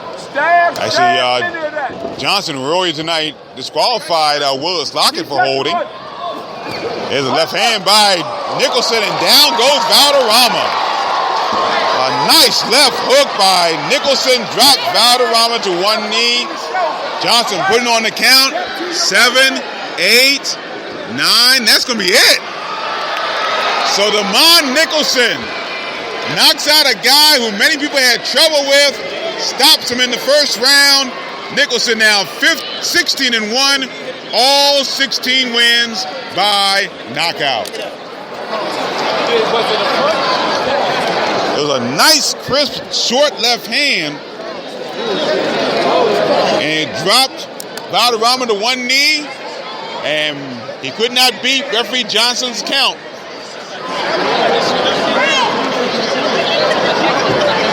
And Valderrama was a late sub in this situation and took care of business.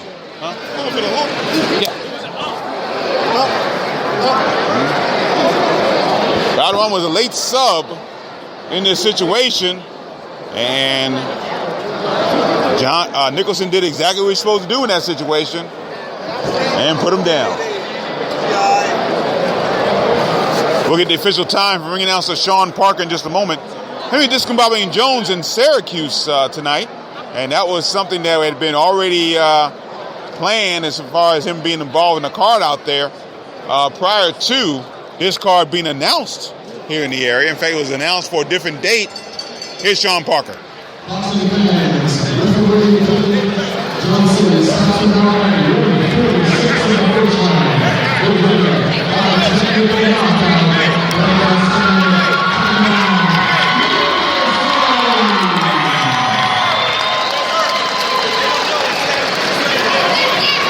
So he was already, Jones is already committed to that particular situation.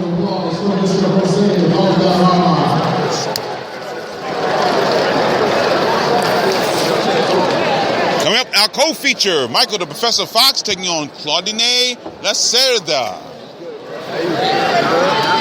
Hey.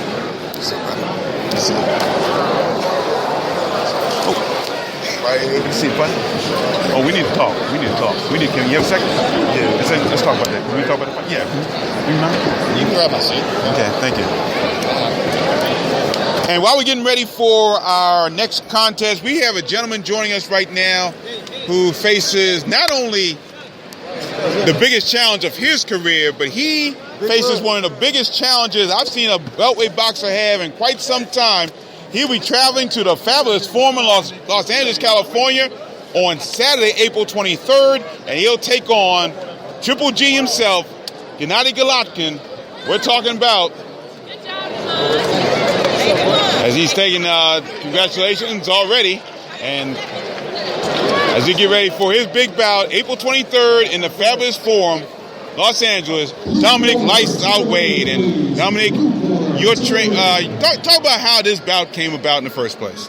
Man, actually just kind of fell in my hands, you know. I was just training, then all of a sudden I just got a phone call from Al.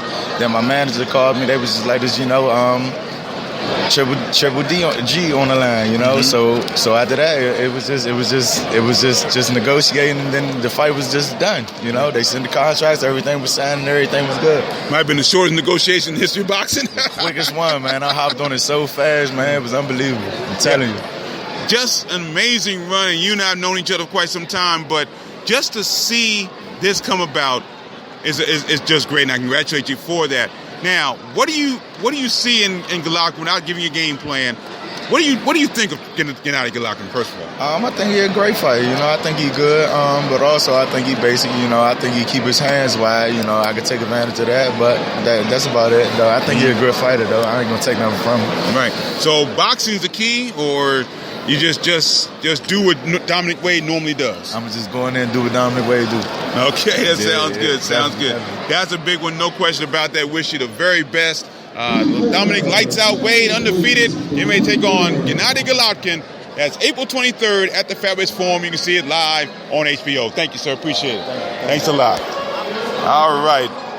Dominic Lights Out Wade just joined us here at ringside, and that is a huge situation. And I tell you, that gives you an idea, folks, how big things are getting in this area. With all these great bouts and great boxers getting these great opportunities.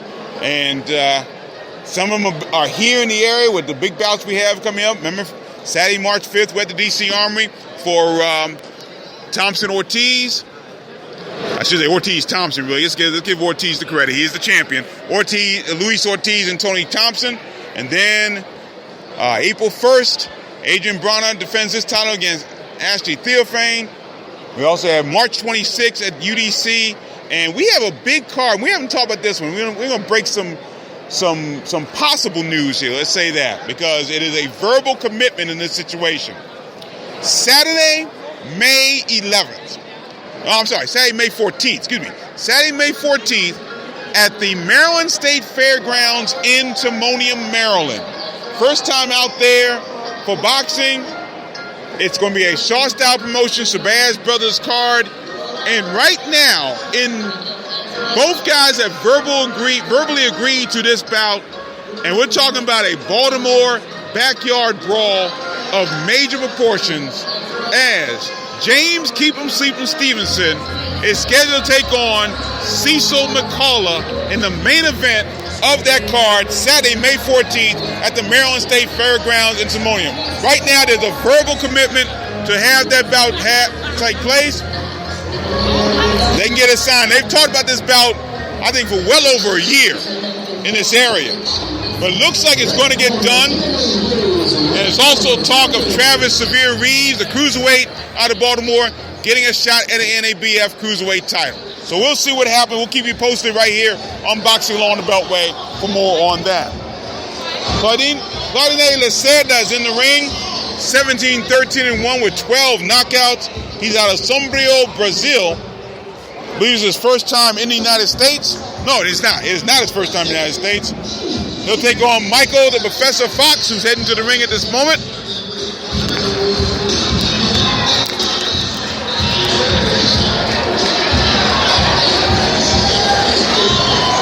Michael Professor Fox with some solid performances in the last couple of outings.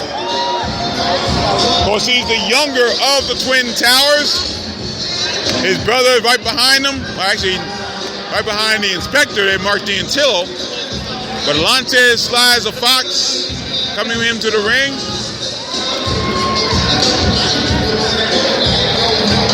The Professor coming to the ring, 6'4". Coming over the top rope, his brother Alantez, 6'5". Again, they are the Twin Towers of the Beltway. Here's ring announcer Sean Parker. Six rounds in the super lightweight division. The referee for this bout is Brent Bovell. Introducing first in the blue corner, weighing at 141 pounds. He is fighting out of Santa Catarina, Brazil. His professional record consists of 17 wins, 1 draw, 12 winners, ladies by knockout. Ladies and gentlemen, Claudia Casca Lacerda. In the red corner, weighing in at 139.25 pounds. His professional record is perfect at 8 wins, no losses, 2 of those wins by knockout. Hailing from Forestville, Maryland, ladies and gentlemen, Michael the Professor.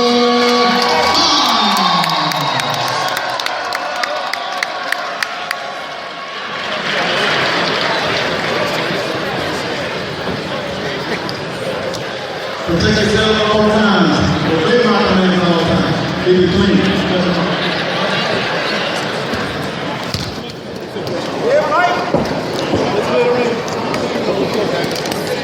Get ready for our 6-round co-feature. Michael the Professor Fox taking on Claudine Lacerda. Gary Digital Williams here ringside from the packed house on the King's Motions card at the Walter Washington Convention Center. Michael Fox, of course, a King's Motions signee. This is his second bout under the King's Motions banner.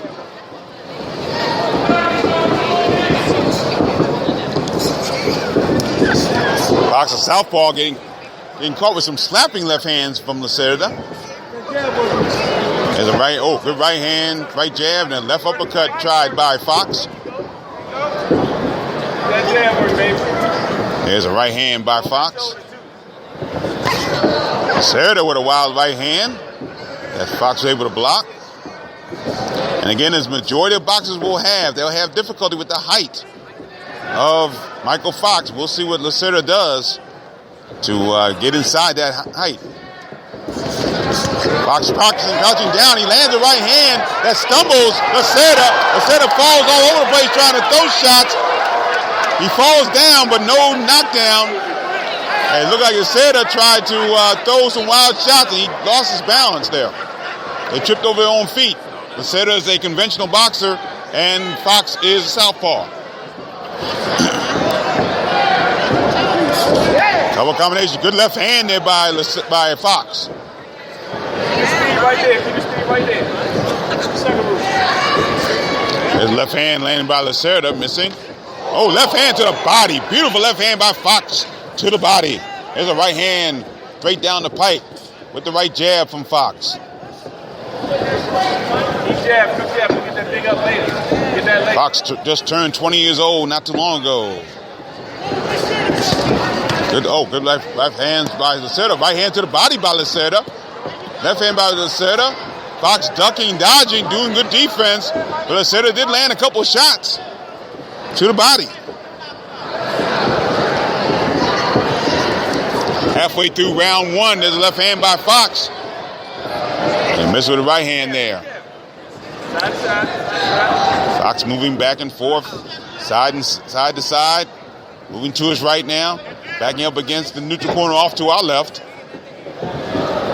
Fox's corner, the red corner, is off to our right. Directly off to our right. Both men tangle, and referee Brent Bovell has separated them. Fox moving. Final minute, round one, scheduled for six. Left hand missing. Oh, good right hand by Fox. Catches Lacerda coming in. Fox on his toes, moving to his right. Final seconds, round one. And Lacerda trying to throw wild shots. But Fox comes back, sticks to his game plan, and ends the round. So a good first round for Michael the Professor Fox. And some good shots in close. Lacerda trying to throw some shots. He stands up in his corner. Fox, of course, being trained by his father, Troy Fox. And one of the ring card girls playing invisible ring card. Just putting up two fingers. Now, as he puts two fingers on each hand, that could signify round four, in all honesty.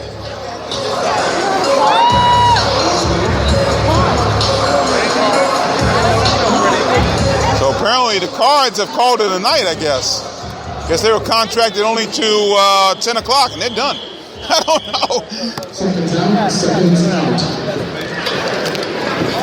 We get ready for round two. We are scheduled for 6. Round two. Fox comes out, trying to establish that jab. That right jab. Lacerda missing with the right hand, left hand. Now Fox now just backing up, trying to establish that jab. There's a right hook by Fox. Lacerda, I don't know if he's trying to. I guess he's trying to walk Fox down, but it's not going. That's not going to work. Well, he's trying to get inside of Fox. What he's really trying to do, and he gets caught with the left hand coming in. Right now, the defense, the height, just too strong for Claudinei Lacerda. Left hand missing. There's a right hand. Oh, good left hand by Fox in close. Nice left uppercut in close. First minute, round two, scheduled for 6.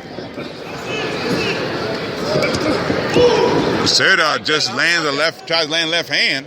A lot of his shots are wild. There's a good right hand there by Lacerda. They tangle once again, and referee Brent Bovell has to separate them.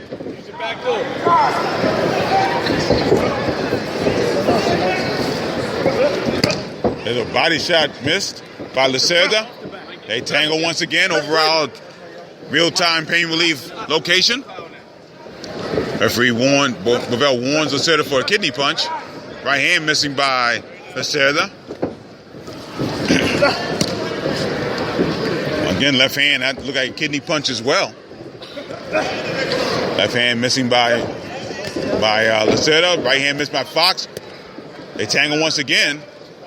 Both men now landing shots to the side, and referee Bovell has to separate them.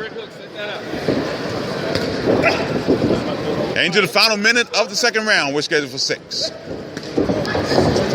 Michael Fox in the blue trunks with the white tassels and red trim. His left hand by Fox.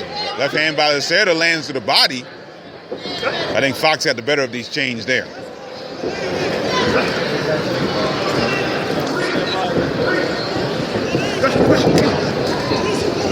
And Lacerda pulls Fox's head down, but they separate once again.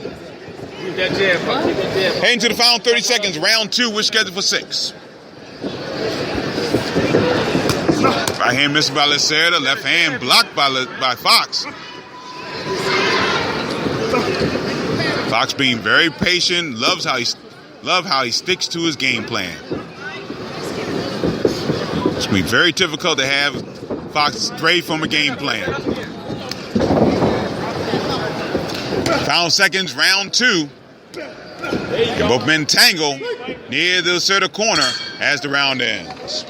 You're listening to live coverage of the King's Motions card from the Walter E. Washington Convention Center in downtown Washington, D.C., right here on Boxing Law on the Beltway.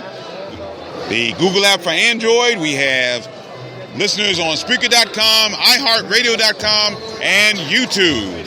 Thank you very much for joining us. I'm Gary Digital Williams. Hope you're enjoying the contest tonight. Remember, you can chat with us right here on the Boxing Law on the Beltway Google app for Android. And you can also chat on Spreaker.com. So if you're listening there, please give us some feedback. Hope you're enjoying the broadcast tonight. You missed the first bout of the night. For those who listened to my podcast early in the week, I just came in from Baltimore, where I was doing the public address announcing for Coppin State University basketball, and we had a doubleheader against Morgan State, and the men's game went into overtime, and all types of situations getting here, but we got here pretty much on time, except for missing the first bout. So we brought you the majority of the action. We're glad to do that as well. Here's round 3. We are scheduled for 6. Michael Fox trying to stay that game plan on right hand. Southpaw. Lacerda with some wild right hands now. He's trying to open up his arsenal, but it's very wide. And looks like Fox could come down the pike and land some shots there. Right hand by Lacerda. He tries to land the left hand, misses. Fox showing great foot movement. Work on the bang. The Fox corner wants to see Michael Fox do some work with the left hand a little bit more. Tries to throw left hand there and misses downward. At this stage, most of Fox's punches he catches Lacerda with the left hand there are in a downward motion because he's so tall, 6'4".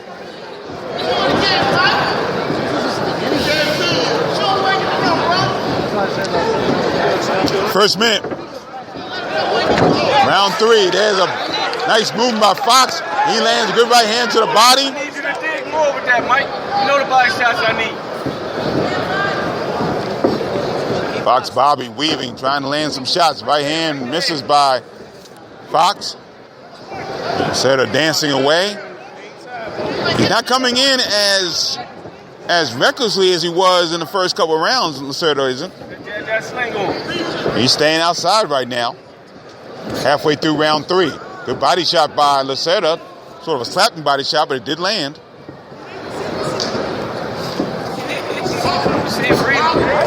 Left hand landing by Fox.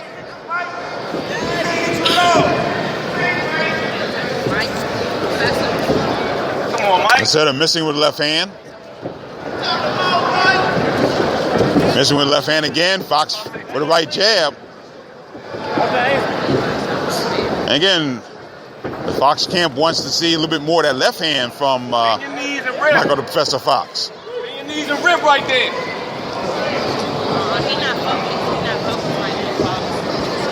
Inside the 5 minute, round 3 was scheduled for 6. Left hand missing by Fox. May have caught him on the back end of that. Rip right there, like rip. Fox lands a couple good shots, steps back a little bit. Heading to the final seconds of the 3rd round. And again, a pretty awkward round for both men in this case. Again, Lacerda, the veteran. Lacerda has 31 pro bouts. Michael Fox has, this is his 9th pro bout. Lacerda has, this is his 32nd pro bout.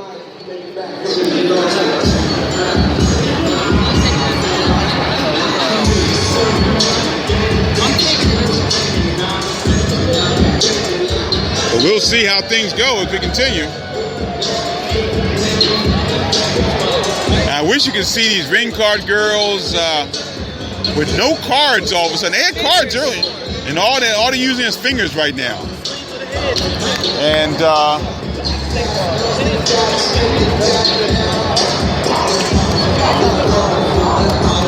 it is kind of weird, actually. There were cards here earlier. I don't know what happened to them. I guess they get paid by the hour, and their pay time is up, I suppose. I don't know. Round 4 now, we're scheduled for 6, but at least they're doing the job, and we can still keep track of the cards. At least there are ring card girls. We've seen that happen before.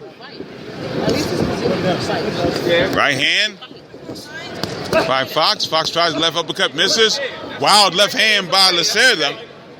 And again, the defense of Michael Fox is just spectacular right now. Offense could pick up a little bit. His left hand catches Lacerda coming in. Good solid left hand. Them the ones I need. Hey, they might have hurt. They might have hurt, Mike. Left hand to the body by right hand to the body by Fox that time. The left hand to the body, left hand to the head by Fox. He's starting to show that left hand a little bit more now.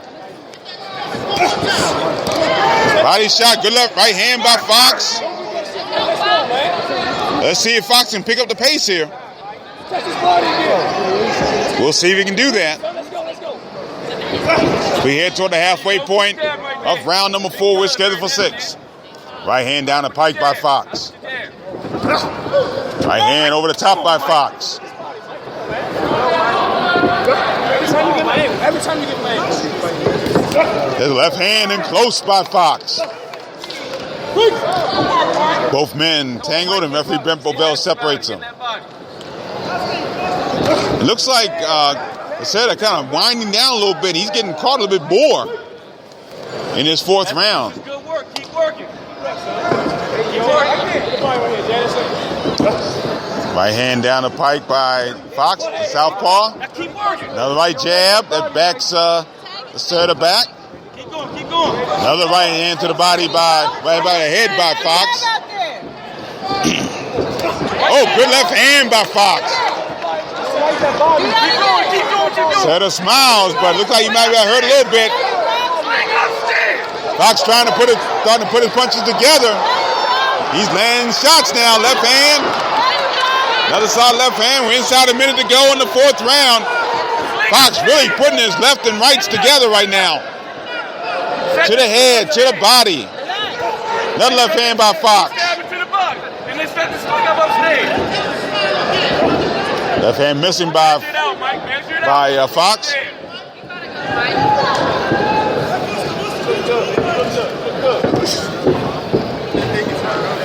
Right hand missing by Fox that time. Left hand missing by Michael Professor by Lacerda. As we get into the final seconds of the 4th round. Left hand by Fox. Good round for the Professor there.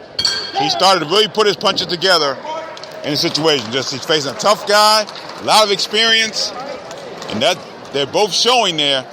But again, Fox not deviating from the game plan. That's the key to this. He's not deviating from the game plan and looking for good shots when they come.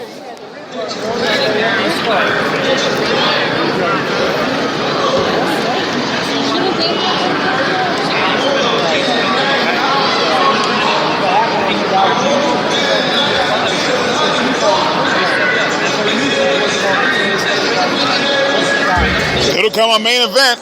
Ty Barnett taking on Daniel the Prophet Atta.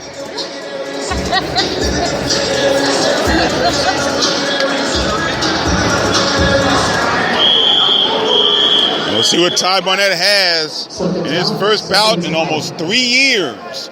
Since the last bout he had right here in this very building, in this very room in the convention center. Round 5, we're scheduled for 6. Left hand from Michael Fox. 8-0, 2 KOs out of Forestville, Maryland. Claudine Lacerda out of Sombrio, Brazil. 17, 13-1 with 12 KOs.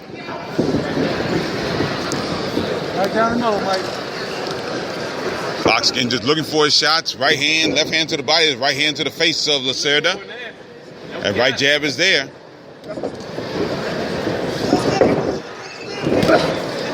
Right hand missing by Lacerda.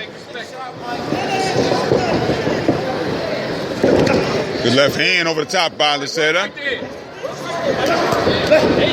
Both men missing left hand, right hands. Left hand to the body. Right hand to the body by Lacerda, by Fox. Lacerda tried the left hand to the body, didn't work. And missing. There's a left hand, right hand to the body. Right hand up top by Fox.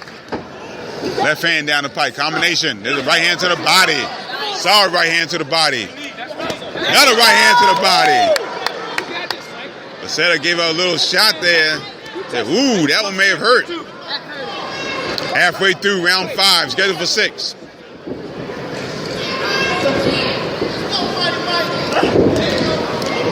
Right hand missing by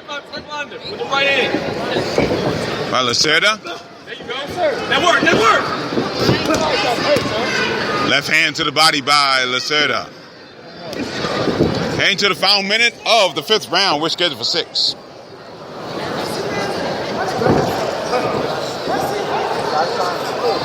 Jab hook too. That's open. Yeah, that's open. Right hand missing by Fox. Jab hook is open and a sling. Tangle in the middle of the ring. Referee Ben Provell separate them.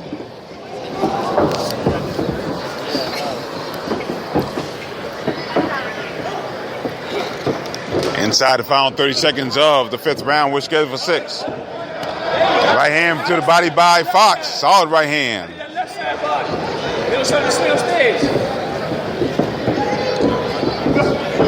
Fox still moving well. Left hand missing by Lacerda. Very patient, Michael Fox. Combination there. Final seconds of the 5th round. Both men tangle and they separate. And we get ready for the 6th and final round coming up.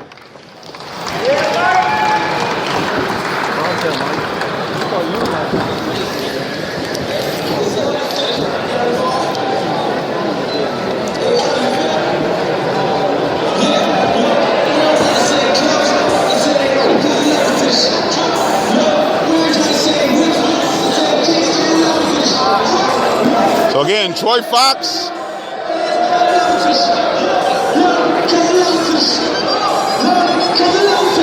his trainer, the father of Michael Fox. So we can get the offense and see if Michael Fox can close the show. Doing well so far overall. Again, he's facing a tough veteran. 32 pro fights now. Good step up for Michael Fox at this point in his career.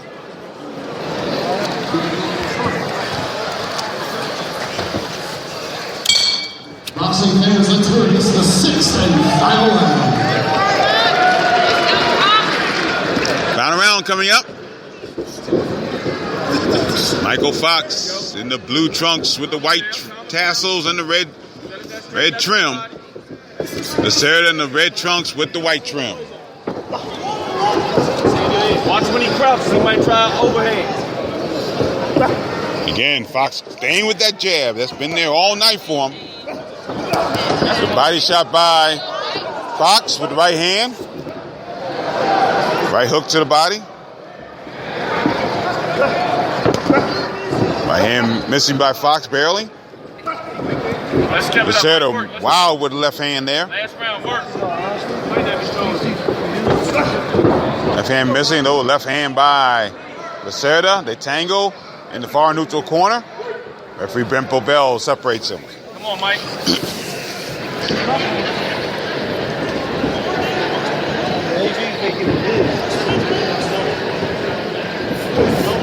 Right hand over the top by Fox. Left hand to the body by Fox. And left hand by Lacerda. Lacerda feigned that if he was hurt by that body shot, and he came back and tried to throw a wild shot of his own. Heading to the halfway point of the final round.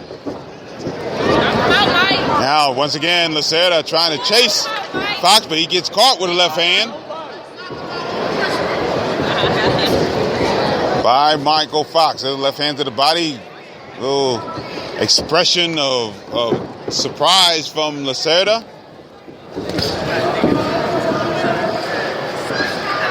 Get that back. Work. Right hand over the top by Fox. Lacerda did land a left hand there.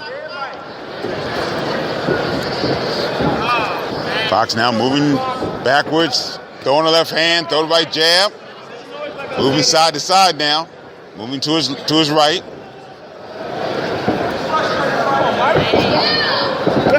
Right hand landing by Fox. Inside right hand. Inside the final minute, round 6, the final round of this bout. Body shot by Lacerda.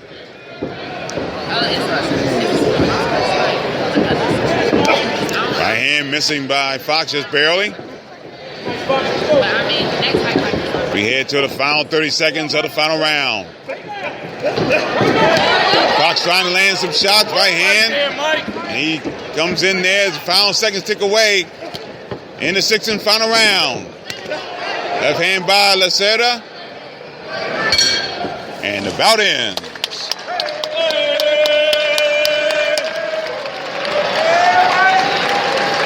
So Michael Fox looks like he's on his way to his 9th pro victory. We'll see what the cards say.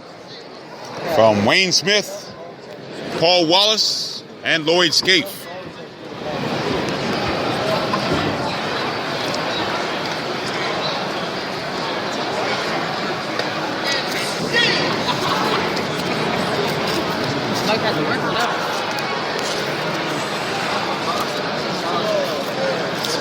Ty Barnett coming in 22-4-1, 14 KOs. Daniel Atta 28-21-1 with 11 KOs.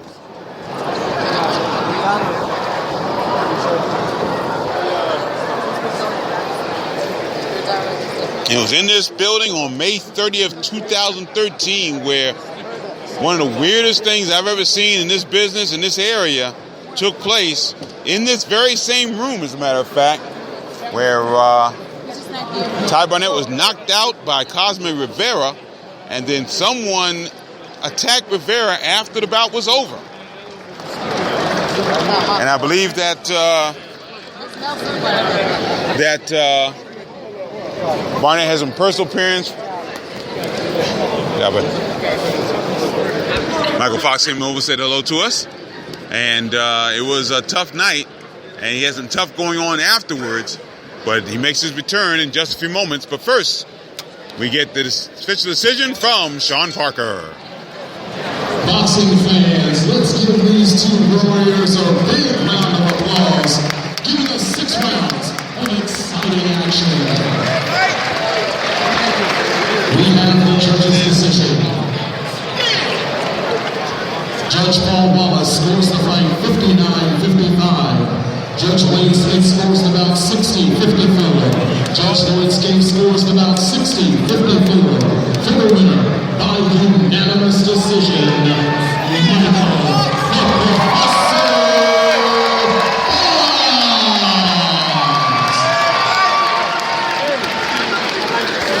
Michael Fox wins by unanimous decision. He gets shutout cards on 2 of the judges' scorecards, Wayne Smith and Lloyd Scaife. Both scored at 60-54. Paul Wallace scored about 59-55. Michael Fox now 9-0, 2 KOs. And Claudine Lacerda 17-14-1, 2 KOs to his credit. Our main event is next. Ty Barnett, Daniel the Prophet Atta. Stay with us, we have more from the Washington Convention Center. You're listening to exclusive live coverage. Boxing on the Beltway, Google app for Android, live from the Washington Convention Center.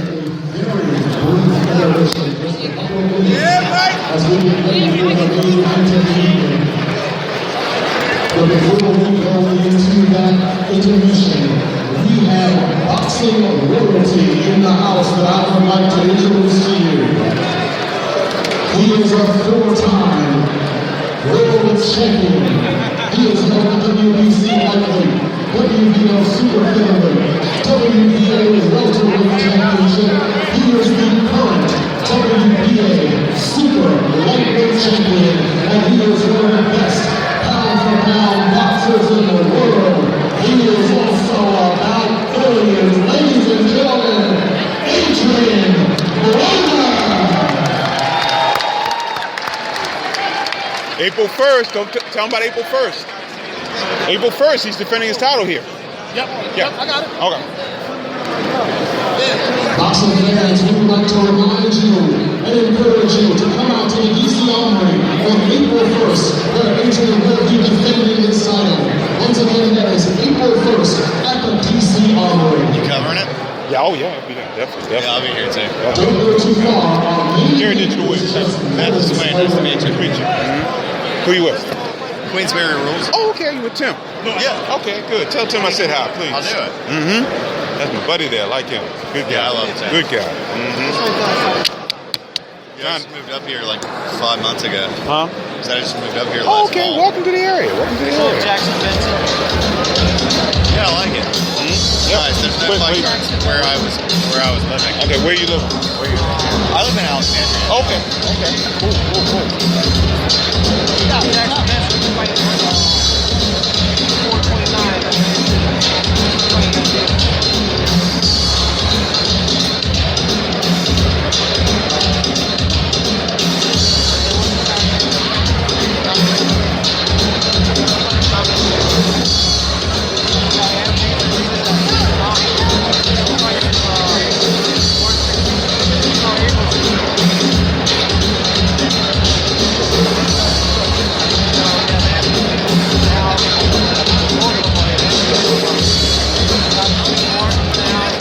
You'll find enough boxers in there to keep you busy, I'll say that.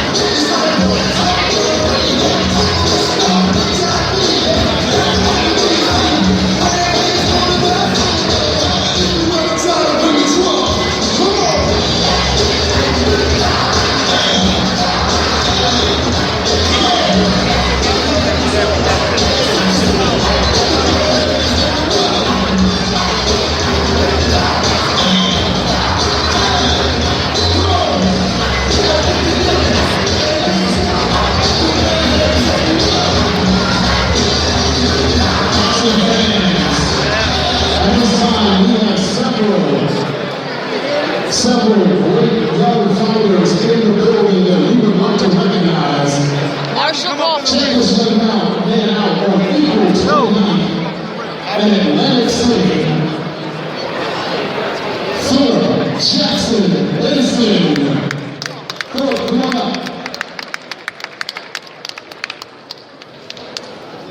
He is around here somewhere, headed up here. On April 16th, you can catch this young man as he takes on Triple G. Ladies and gentlemen, Dominic Wayne.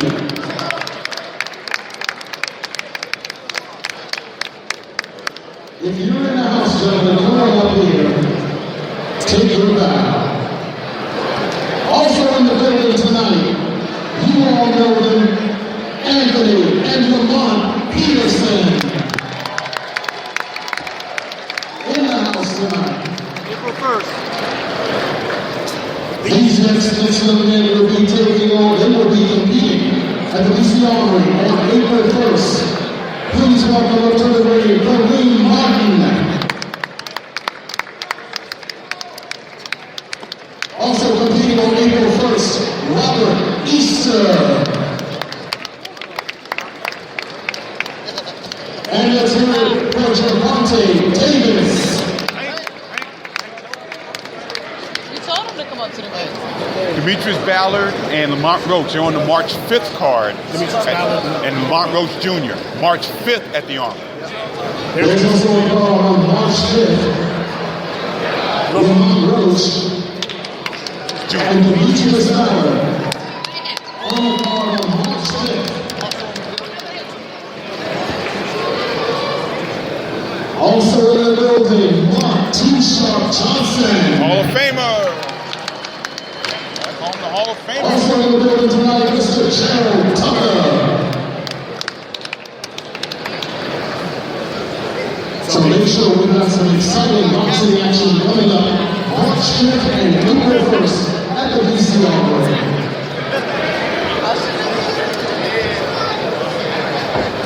Also in the building.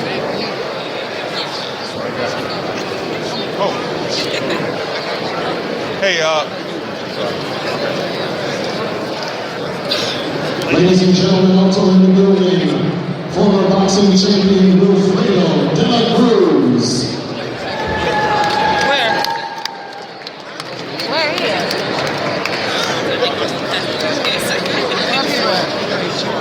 Where people at? Where people at? People live in one ring. That motherfucker. You should be ashamed. You should go cuss him out. I am. I should die. You should be embarrassed. Shit like that.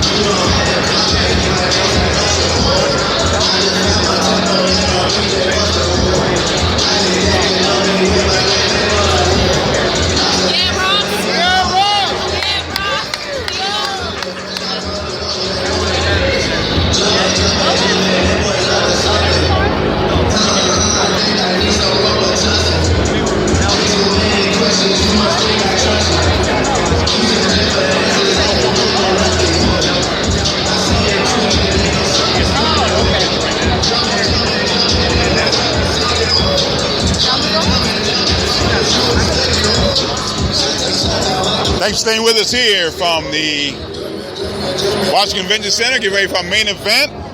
And multi-time national amateur champion Franchon Cruz will be singing the national anthem in just a moment. A lot of people here tonight. Two-time world champion Keith Holmes, and there's some news on Keith Holmes, and they may be getting back into the ring very soon. We'll see what happens here as that takes place. A number of the boxers that will be on card, both the March 5th card at the DC Armory and the April 1st card are here tonight. Demetrius Ballard, Lamont Roach Jr., they'll be on the the March 5th card. You heard from Kareem Martin earlier tonight. He'll be on the April 1st card. I had a chance to talk to Dominic Wade about his April 23rd show against Gennady Golovkin. So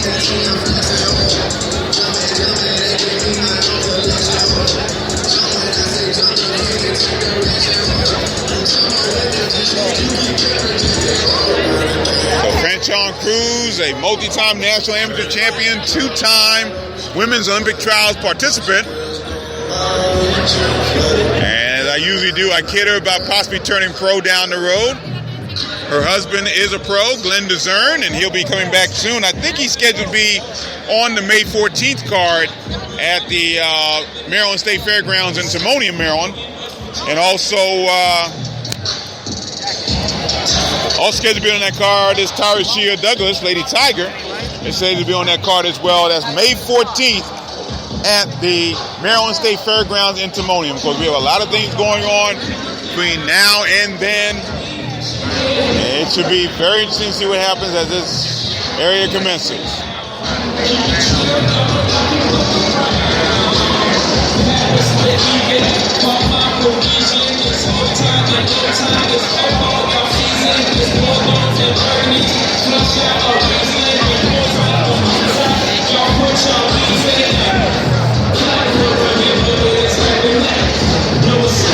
We'll get ready for the national anthem be sung. National anthem be sung. Please refer to the lobby to see the DC police. They are in possession of your purse. Cell phone, the whole line. So please, Amber Jones, please see the DC police in the lobby. Thank you. Also here tonight, Phil Jackson Benson. He's coming back into action later on this month, March, I should say. Later on in March. I think it's March 29th with the date there.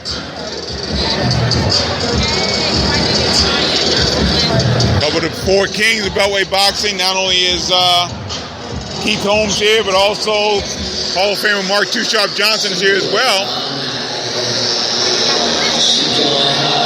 And get ready for our main event in just a moment. Stay with us just for a moment. We're back right here from the Washington Convention Center.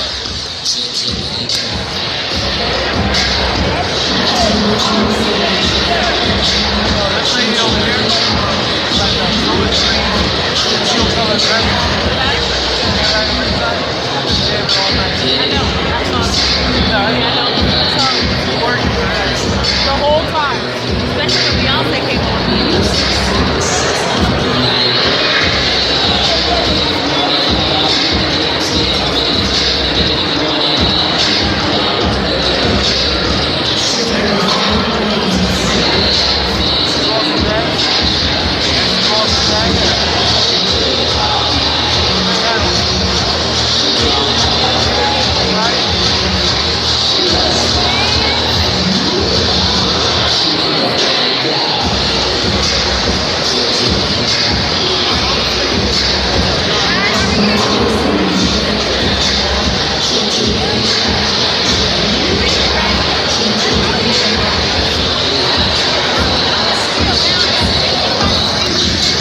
Still waiting for the main event to get going. Another luminary in attendance here tonight, Wanda Countess Giles. We knew her as Wanda Bruce when she lived in the area. I think she lives out of the area now, but one of the ladies who really got women's boxing going, not only here but around the country. She was a lot of reason why people like Tori Nelson got opportunities. He was helpful early on with Jennifer Salinas and really helped grow women's boxing, not only here in this area, but around the country. And good to see her back in the area. Had to say hi to her before she left today.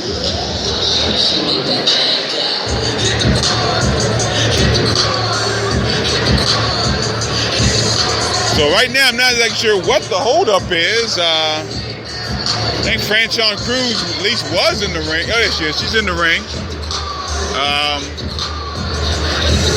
I'm waiting for the boxers to come in, so we have the national anthem. We're going to do it before boxers hit the ring. We're not sure yet.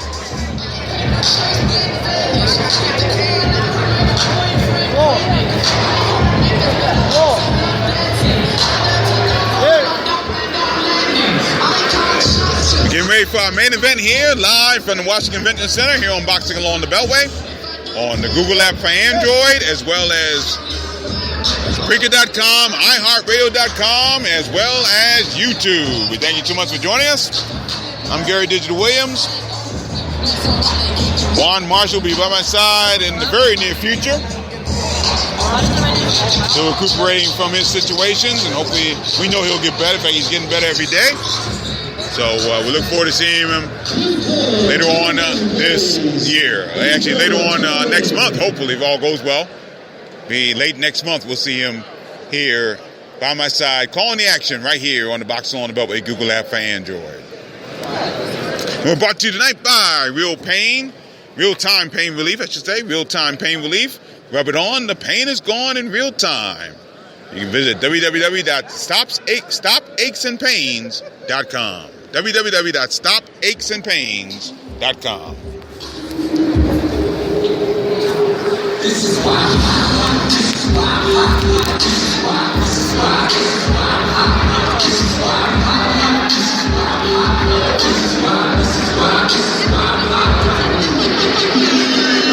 Here comes the prophet Daniel Atta to the ring.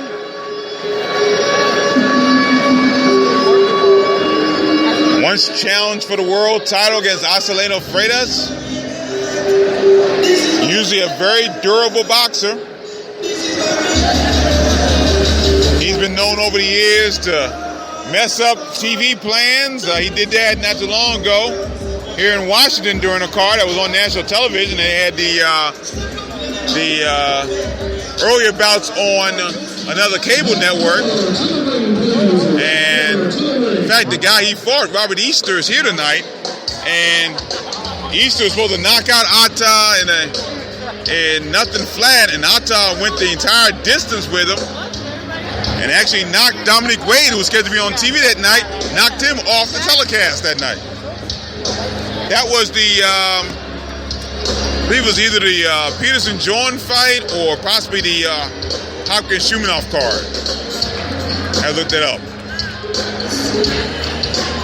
And now the returning Ty Barnett out of Washington, D.C. Daniel Atta, originally from Nigeria, but now fights out of D.C. He has fought out of D.C. for quite some time.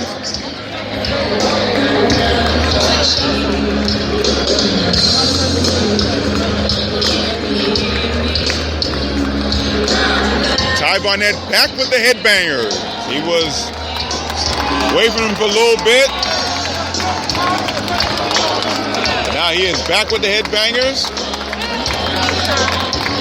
Sometimes when they were together, the Peterson brother and Ty Barnett, some people thought that Barnett might have been the third Peterson brother, because he looks pretty much like him, like them, similar in the face.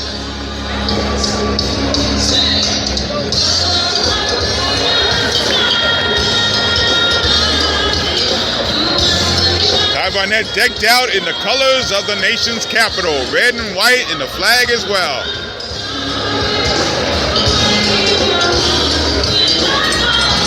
Here's ring announcer Sean Parker.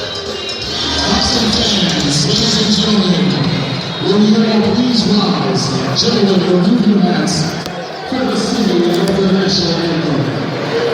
Tonight, performing the national anthem is a 15-time national anthem champion and world silver medalist. Ladies and gentlemen, the heavy hitting diva, Franchon Cruz.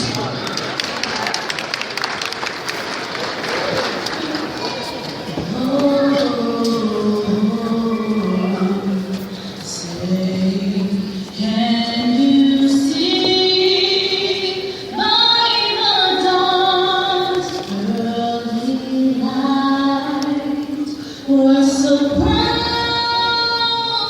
we bear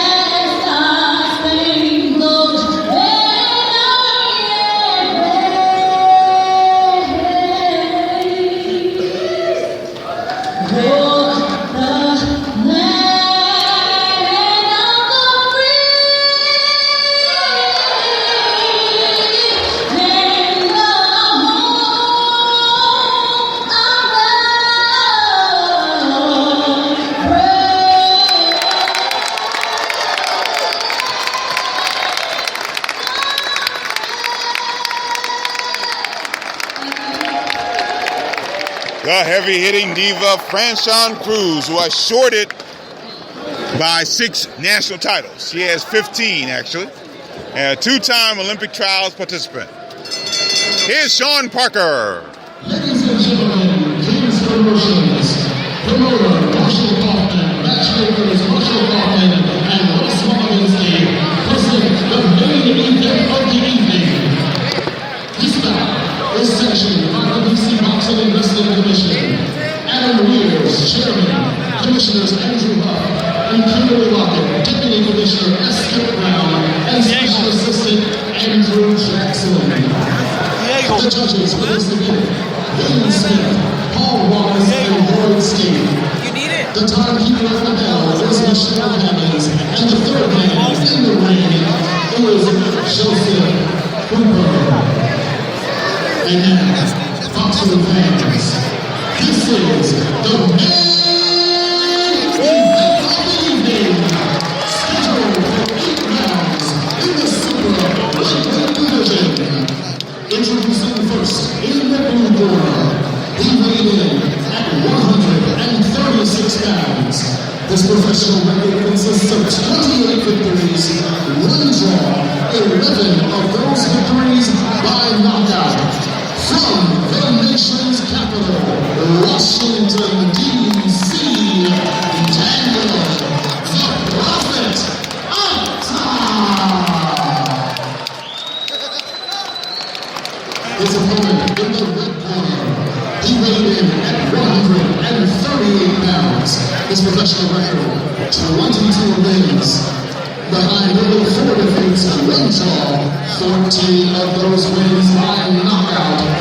Also from Washington, D.C., Tom.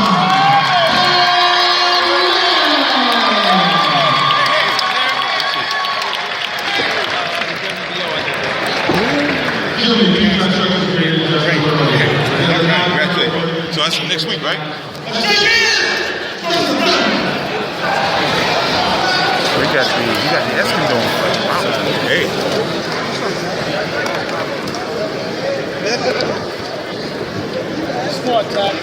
All right, so our 2 boxers getting ready to get going here. Just talked to Kenny Chevalier, and he's going to be a big part of the March 5th card next Saturday. He'll be the referee for the WBO interim featherweight title bout between Robinson Castellanos and Oscar Escandón. So he'll get that one for WBO. He just had a world title bout at the end of last year. Here we go, round 1. We are scheduled for 8. Garrett Digital Williams here at ringside. Our main event tonight, Ty Barnett versus Daniel Atta. Barnett landing left jabs.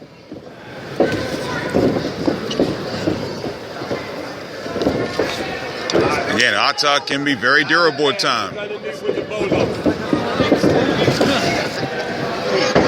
Right hand missing by Barnett.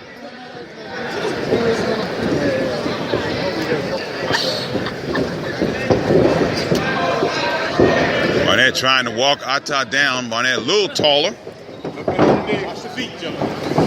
There's a right hand to the body, and Atta thought it was low, but it looked like it was right on the belt line, maybe even above the belt line at that point. And jump with the jab.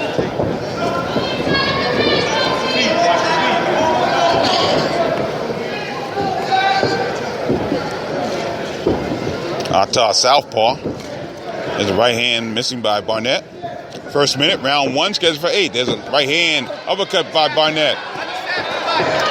Atta laying on the ropes. Barnett trying to go to the body.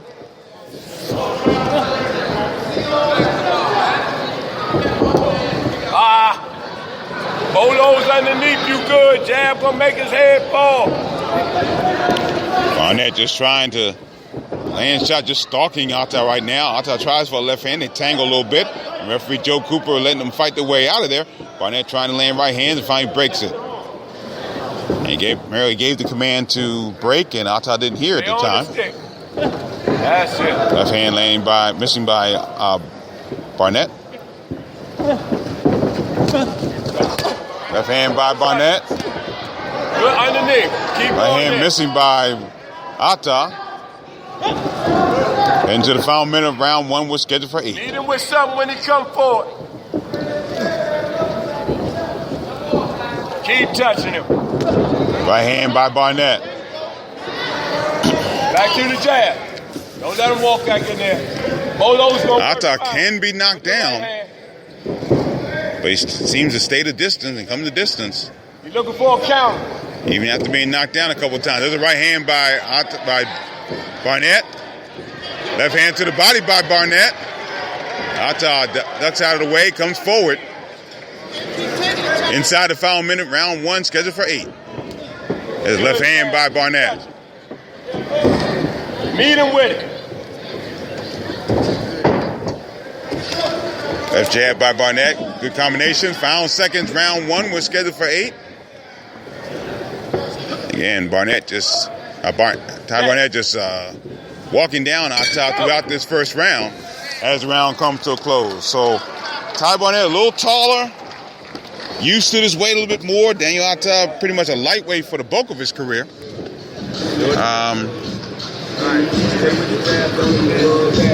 May have some problems wearing down a little bit as this bout continues.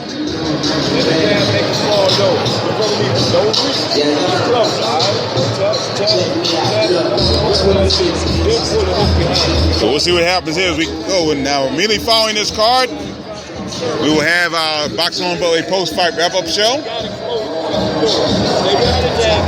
And we'll just recap the card, get you set up for much we know about March 5th. Quite frankly, isn't a whole lot because once you get past the 3 title bouts, no one else seems to have an opponent yet, at least not listed anyway. So we'll see what happens as that goes on throughout the week.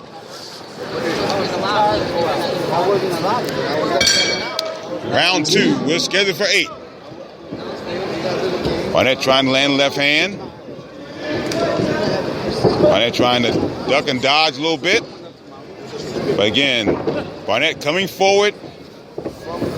Ata moving back and forth. Actually more to his left right now. Trying to stick out his southpaw right jab. Barnett missing left hand. His left jab by Barnett. Right jab by Ata to the body. Left hand missing by Barnett. Whip it under. And missing, both guys missing. They tangle, and referee Joe Cooper has them separate. Barnett throwing a circular shot there. Look, he's trying to get that shot underneath with the right hand. Jab will get you there. Barnett trying to land that jab. There's a right hand. Whip it under. Right hand missing by Barnett. Jab will get you there. Trust in it. That's it. Barnett trying to land that left jab. Doubling up a little bit. Still can't land it flush yet. There's a right hand by Barnett. Always out to his left hand. Left hand to the body. Right hand uppercut to the head of by Ty Barnett. Trust it, Ty. Work with him right there. Right hand landing by Barnett. Up against the rope, right across near our real-time pain relief location. Left hand by Ata.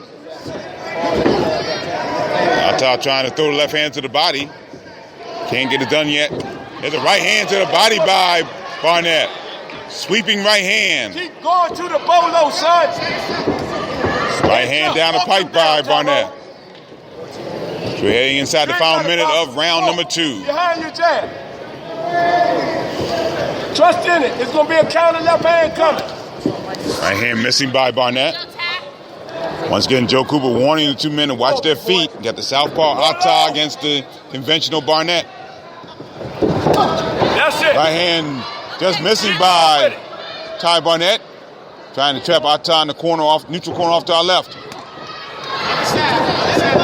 There's a right hand missing by Barnett. Underneath you good. Up the middle. Barnett trying to throw right hand again. Right hand missing by Ata. He's trying to establish his jab now. So we're heading toward the final moments of round 2. There's a left hand to the head of Barnett by Ata. Sort of a slapping blow there. Stop jab, keep going. Final seconds, second round. Ata trying to make things awkward. We'll see how long his stamina lasts in this situation.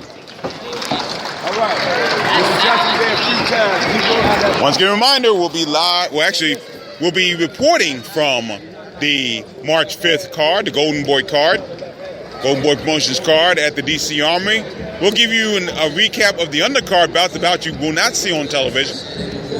And we will get you set up for the main events on TV on HBO, which, of course, has Tony Tiger Thompson taking on Luis Ortiz. And about for Ortiz's WBA interim heavyweight championship, and this is a bout that no one else seemed to want but Tony Thompson. He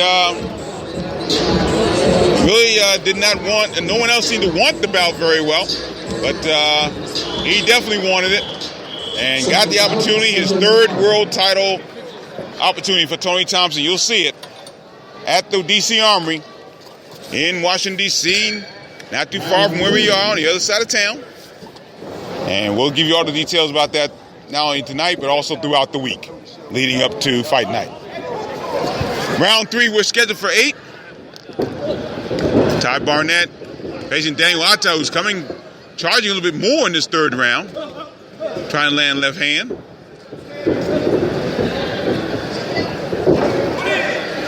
The right hand by Barnett underneath. Left hand, right hands around the corner by Barnett. Trying to put some punches together. Both men, their hands are free. And Joe Cooper letting them fight out of there. And finally they break up.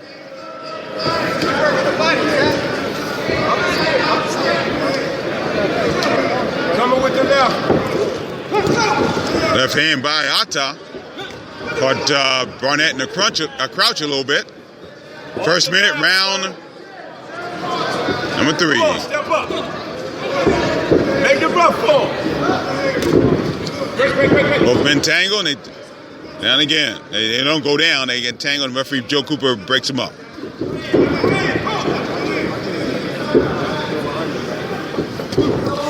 Left hand by Barnett. That's it. More than one. There's a right hand by Barnett, just missing barely. It's going to make him fall low. Look for the bolo underneath. Go back to the jab. Left jab by Barnett. Atta tries a left hand of his own. And look under. Inside the final minute of round number 3, scheduled for 8.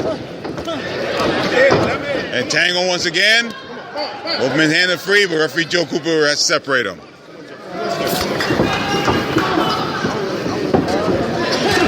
Right hand by Barnett. Left hand by Atta. As he lands a short left hand. There's a left hand by Barnett. Right hand to the body by Barnett.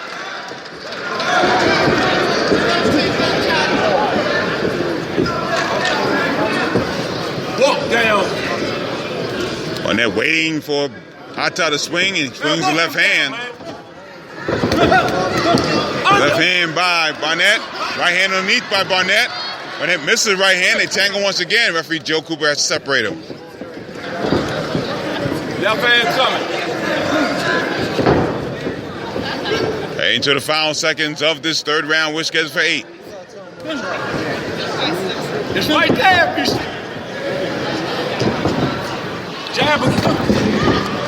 Final seconds, third round. Both men tangling. Not a whole lot of chips flying there. Here's Barnett staying some shots at the bell. Overall, not a whole lot of chips flying in this situation.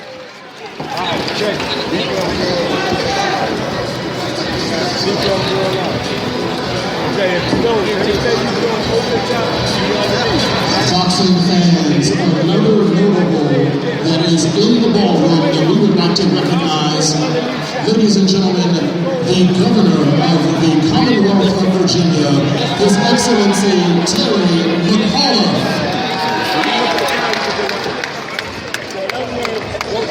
That's very interesting. The governor of Virginia is here. Terry McAuliffe. Considering we've never seen him at any of the bouts in Virginia, at least the ones I've been to. Interesting that he's up here for this bout. This card, very interesting. So Terry McAuliffe, the governor of Virginia, is here. we get ready for round 4. Here we go. Round 4, we're scheduled for 8. Gary Digital Williams here with his main event. Ty Barnett in the Washington, D.C. flag tights, trunks, should say. Taking on Ty Barnett, blue trunks, black trim. I said they're on Daniel Atta, blue trunks, black trim, excuse me. And Ty Barnett trying to impose his will on Daniel Atta. Good uppercut, left hands by Ty Barnett. You may be able to hear the Headbangers camp, Barry Hunter's camp, saying they want Ty Barnett to stay on him and walk him down. The jab will get you there. That's it. Up and down with it. Again, Ty Barnett has not fought since May of 2013. Keep walking. You got to wonder if there's some sort of rust in there as well. Look, I thought the heads might have clashed, but it didn't. So head to the halfway point of round 4. Stay southpaw. You got to go outside that foot, bro. Hands up. Right hand missing by Barnett. Put my jab back. If you look underneath, you're going to fall into it. Barnett, Atta trying to, I can't tell if he's trying to walk him down or just try to stay there. He's moving back and forth now. Stay on him, Ty. Let's turn it up. And Barnett trying to walk Atta down, but Atta moving just enough to keep him out of the way. Atta missing right hand. Jab. Left hand missing by Barnett. Inside the final minute of the 4th round. Good body shot by Barnett. Rights and lefts to the body. Atta comes out. Let him come into the jab. Meet him with something. That's it. Hey, the right up there, too. Come in. Take the left hand. Atta missing the left hand. There's a left hand by Atta. Right hand by Barnett, just missing. Left counter, what he looking for? Barnett, Atta trying to throw that left hand combination there. Turn it up on him. Right hand missing, and they tangle once again. And referee Joe Cooper has to break him. Atta was holding on to the left hand of Ty Barnett. Into the final seconds of the 4th round. And the right hand by Barnett just missing, but the left hand didn't. There you go. Take the left hand away. Left hand misses by Atta, and this round comes to a close. We're through 4 now.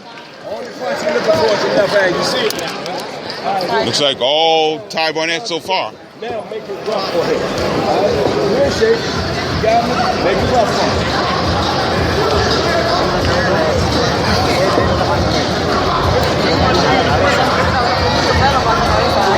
We're ready for round 5. Scheduled for 8.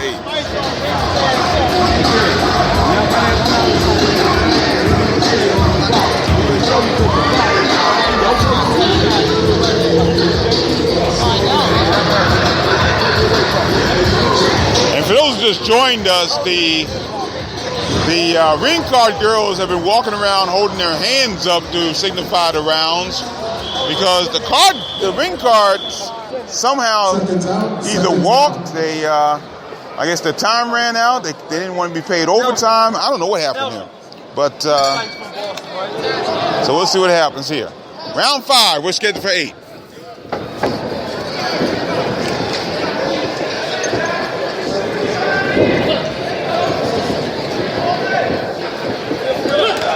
There's the right, left hand. Good. Stay on it. Scheduled for 8. Stay on it.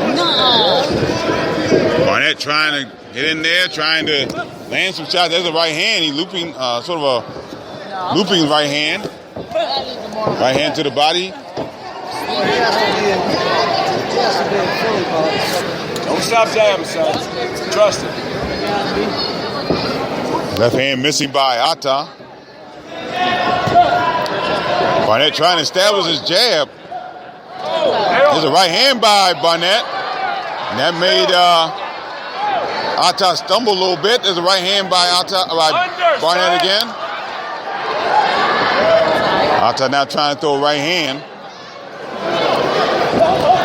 There's a right hand by Atta. Right hand to the body by Atta. There you go, where my jab at? Atta now throwing more shots in this 5th round. We're halfway through the 5th.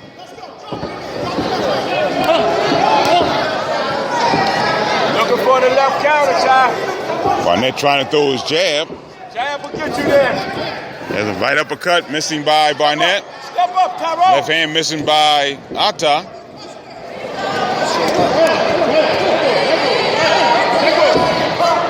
Both men tangle and they are separated by referee Joe Cooper. Set down on his body. Final minute, 5th round. There's a right hand to the body. There it is. Right. Oh, good body shot by Barnett. Another good body shot by Barnett. Don't back up. Back up, And Barnett had things going, then backed off for some reason. There's another right hand to the body by Barnett.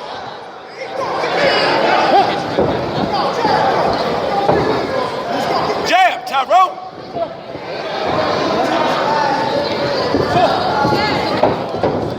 The right hand missing. Left hand by Atta. There's a right hand by Barnett. Don't back up. Left hand missing by Atta. You don't have to back up. It's there. Body, Tyrone. Body shot by Barnett with the left hand. Right hand by Barnett. There's another right hand. And Barnett missing.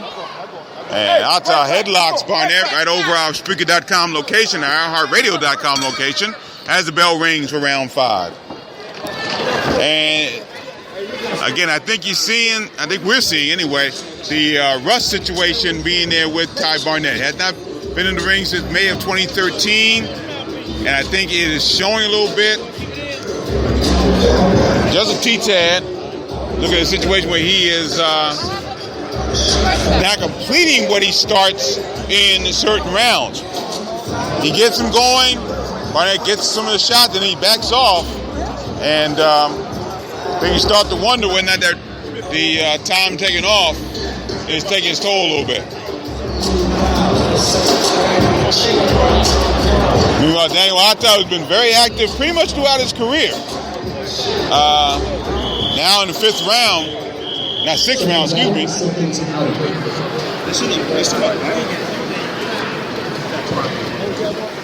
He's breathing a little heavy, but nothing major here. So we're in the round 6, scheduled for 8. Ty Barnett, 22-4-1, 14 KOs. Daniel Atta, 28-21-1 with 11 KOs. Both fight out of Washington, D.C. Right hand, nice right hand by Barnett. Down he goes. And couldn't tell whether he was on the ropes or not. But the first knockdown early in the 6th round for Ty Barnett. Atta gets up. He survives the 8 count. First knockdown in the bout for Ty Barnett. Left hand by Barnett. Atta trying to come inside. Both men tangled.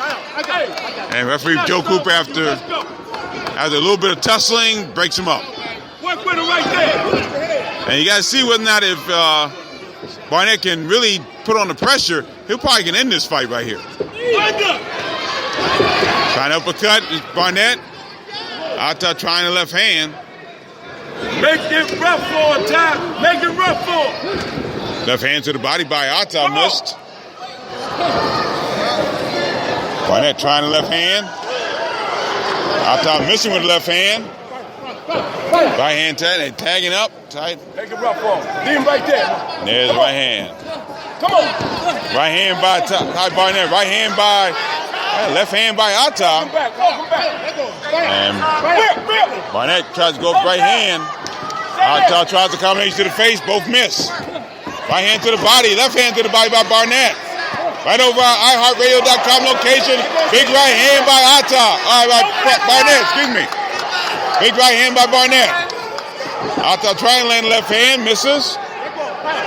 In the center of the ring. Push him back.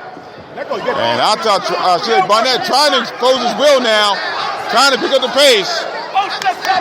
Final minute, 6 rounds. All Ty Barnett in this round so far. One knockdown in the 6th round. Keep walking. Hey, keep walking him down. Barnett with Ata with a missed left hand. Fight out. Both men fighting him out. There's body shots by Barnett. They tangle once again. And Joe Cooper has separated him. Right hand uppercut by Barnett. Right hand down the pipe by Barnett. Left hand by Barnett, missing him. Right hook, son. Right hook. Right hook. Into the final seconds of the 6th round. Barnett trying to land good shots. Final seconds. Round 6. Good round for Ty Barnett. And maybe Ata may be slowing down just a tad.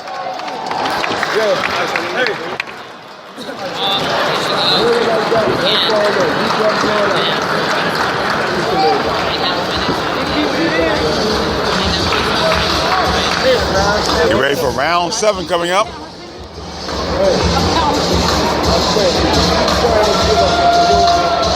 And again, looks like Ty Barnett starting to finally find the range a little bit more and slowing down the tough Daniel Ata. Ata, 38 years old. And again, has been in there with some great people. Of course, he fought for a world title against Acelino Freitas. Yeah, that was back in 2003.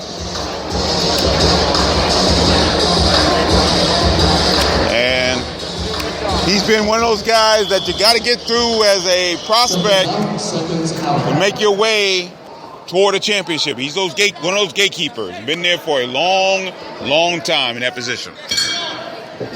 Here we go. Round 7 was scheduled for 8.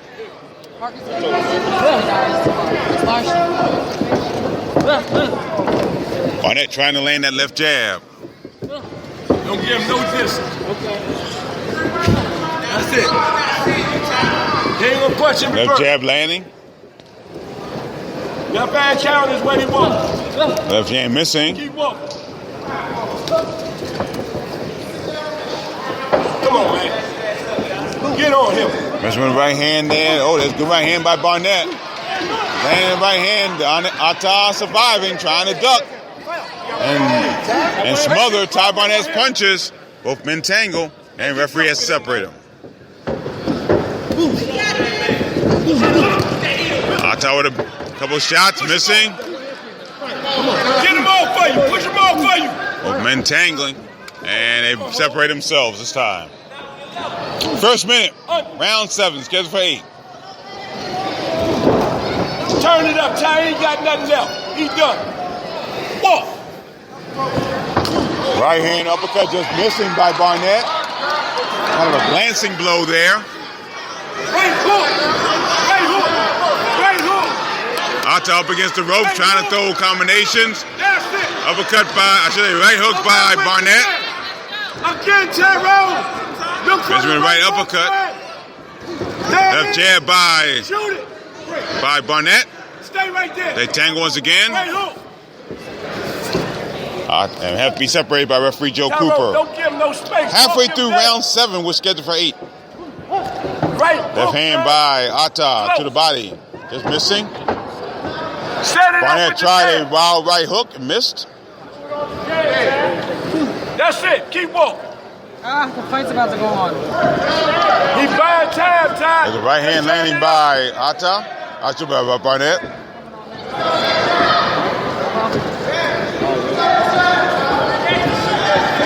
Hunt him down, man, and it's over. That right hand landing by Daniel Ata. Keep walking. Heading to the final minute of the 7th round. We're scheduled for 8. Ata staying on the outside. Gets caught with the right hand by Barnett. Uppercut by Barnett with the right hand. Right hook, turn the corner with it. Okay, there's a right hand missing by Barnett, but the left hand did into the body. And I think Ata may be in a little bit of trouble. Foul. Could not tell. He's tangled once again. Again, Ata, if nothing else, he knows how to survive at this stage in his career. Left hand by Daniel Ata. Final seconds, 7th round. Both men tangle, both men try to land shots. Ata trying to land shots as this round comes to a close.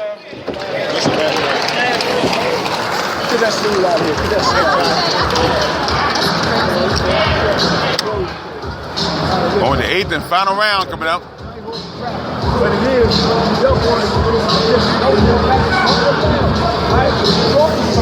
It's interesting in this situation. After 7 rounds of sitting down in the Barnett corner, Barry Hunter had Ty Barnett stand up in the 8th round.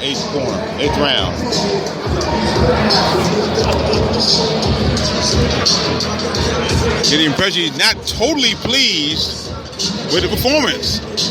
And again, Daniel Ata is just a tough guy. He makes guys work for their wins for the most part. So, again, no shame, especially after taking more than 2 rounds out, 2 years off. DC on their feet. This is the 8th and final round. Let's go. Here we go, final round.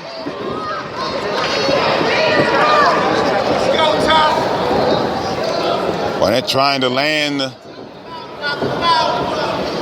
his left jab. He's been looking for that all night. Ata looking for the left hand counter. He's been looking for that pretty much all night as well. They're in the center of the ring. And Ata lands a left hand on Barnett. Another left hand by Barnett. Right hand missing by Barnett. Both men tangle. Watch the shoulders in there. They both been kind of using their shoulders. Ata with a good right hand. Right hand missing by Barnett. Ata trying to land left hand. They tangle once again. Left hand by Barnett. Left hand to the body. Nice left hand to the body there. Ata comes right back. Right hand to the body. Good right hand by Ata on Barnett. I don't know how well he was hurt there, but he landed that shot. The best shot Ata's landed. And Ata now trying to really get going in his final round. Both men landing shots to the face. Ata hanging on to Barnett's left hand. Right hand missing by Barnett. Left hand by Barnett. Halfway through the final round. Right hand landing to the body by Barnett, but Ata comes back with the left hand of his own.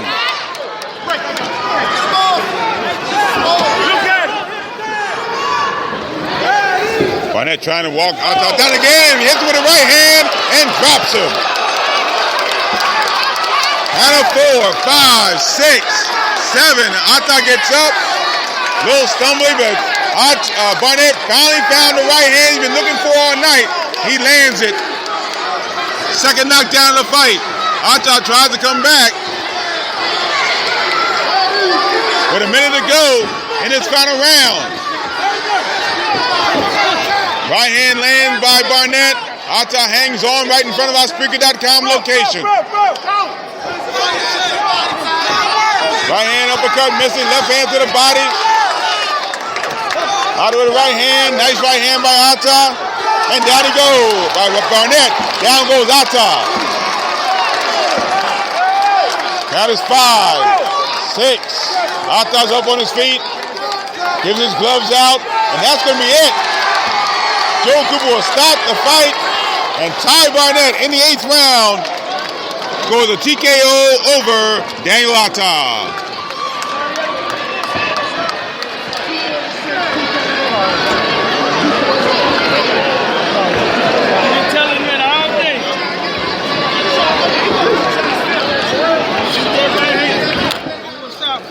Well, it took a while for Barnett.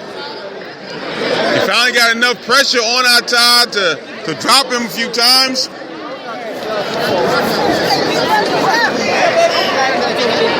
Good knockdown, beautiful right hand early in the 8th round. That led to another knockdown that stopped Daniel Ata. He beat Joe Cooper's count, but referee Joe Cooper said he could not finish the bout, and that was the end.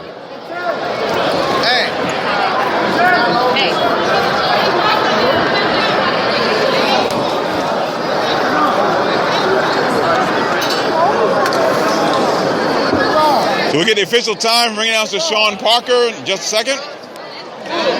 Squeeze that. Squeeze. He's sitting over there somewhere. Some Rob. Not Miss Boxer. Miss Boxer. No. You know Miss Boxer, right? Yeah, I know who that is, but I don't know. Hey, how you doing, man? It's Taylor, bro. Daniel Atta coming over to the Barnett corner. He's talking to referee Joe Cooper. I don't think Barnett Atta thought the bout should have been stopped. He was up. He had his hands up, but Joe Cooper saw something and said the fight was over.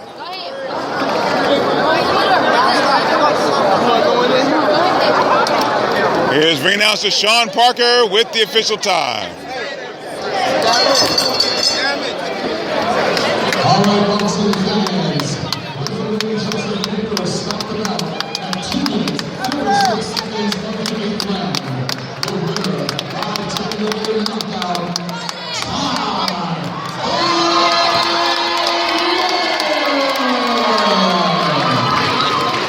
So Ty Barnett now 23-4-1, 15 KOs.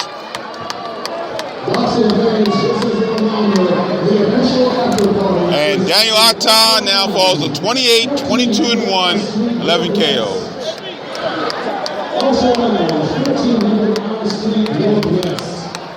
We come to you tonight from the Washington Convention Center in downtown Washington, D.C. for the Boxing Along the Beltway Google app for Android. This is the Boxing Along the Beltway post-fight wrap-up show. The Boxing Along the Beltway post-fight wrap-up show is brought to you in part by UndisputedBrand.com. Visit UndisputedBrand.com for the finest in boxing and mixed martial arts apparel. Undisputed Brand, the brand true, champions wear. And by JM Photography, where your home is your studio. At JM Photography 26 at yahoo.com. Gary Digital Williams here at ringside, wrapping up what was a very interesting card of professional boxing, brought to you by King's Promotions. And we were able to get the majority of bouts to you. That was good to see, given all we've been through today. It's been a rough day, but and we get all these, most of these bouts in. Of course, Ty Barnett, as we said, won his bout by 8th round TKO. He had to work for it, and again, he's been out of action for a little over 2 years. But he finally landed the right hand, and he's been looking for it pretty much the whole night. He was able to drop Daniel Atta, the Prophet, out of D.C., and finally stopped about 2:46 in the 8th round. So overall, I think it was a performance that Ty had to work for a little bit, but that's pretty much the case with guys who fight Daniel Atta. You got to work for the wins most of the time. So Atta gets a lot of credit for that, but Barnett finally got the job done. 8th round TKO. Once again, record 23-4-1, 15 KOs. Daniel Atta now 28-22-1, 11 KOs. Co-feature tonight, another strong performance from Michael the Professor Fox out of Forestville, Maryland, wins a 6-round unanimous decision over Claudine Lacerda, who was the most experienced foe that Fox had faced, coming in on the record of 17-13-1, 12 KOs. But Fox, as he does so well, stuck to his game plan, landed good shots, had great defense, great foot movement, able to win 2 scores of 60-54 and 1 score of 59-55. Michael Fox now 9-0, 2 KOs. Claudine Lacerda falls to 17-14-1 with 12 KOs. Damon, the best at it, Nicholson, just blasted Jose Valderrama, who's a late sub in this situation. Nicholson took care of business. 146 of the first round, hit him with a solid left hand, dropped Valderrama to the canvas, and the bout was over. Damon Nicholson now 16-1, all 16 with wins by KO, and Valderrama now 4-13 with 3 KOs. The Vanilla Gorilla Sam Crossett had a big following here tonight, and he ended up winning a 4-round unanimous decision over very awkward, very comedic at times, the man known as I Am Legend, Martez Williamson out of Akron, Ohio. Crossett couldn't get that power landed. Again, it may be good that he faced a awkward foe so early in his career. And Crossett now 2-0, 1 KO. Martez Williamson 1-10. Successful return for Antonio Teflon Magruder out of Washington, D.C. Scored 2 knockdowns in the first round and finally stopped Terrell the Terminator James out of Philadelphia, Pennsylvania at 150 the third round.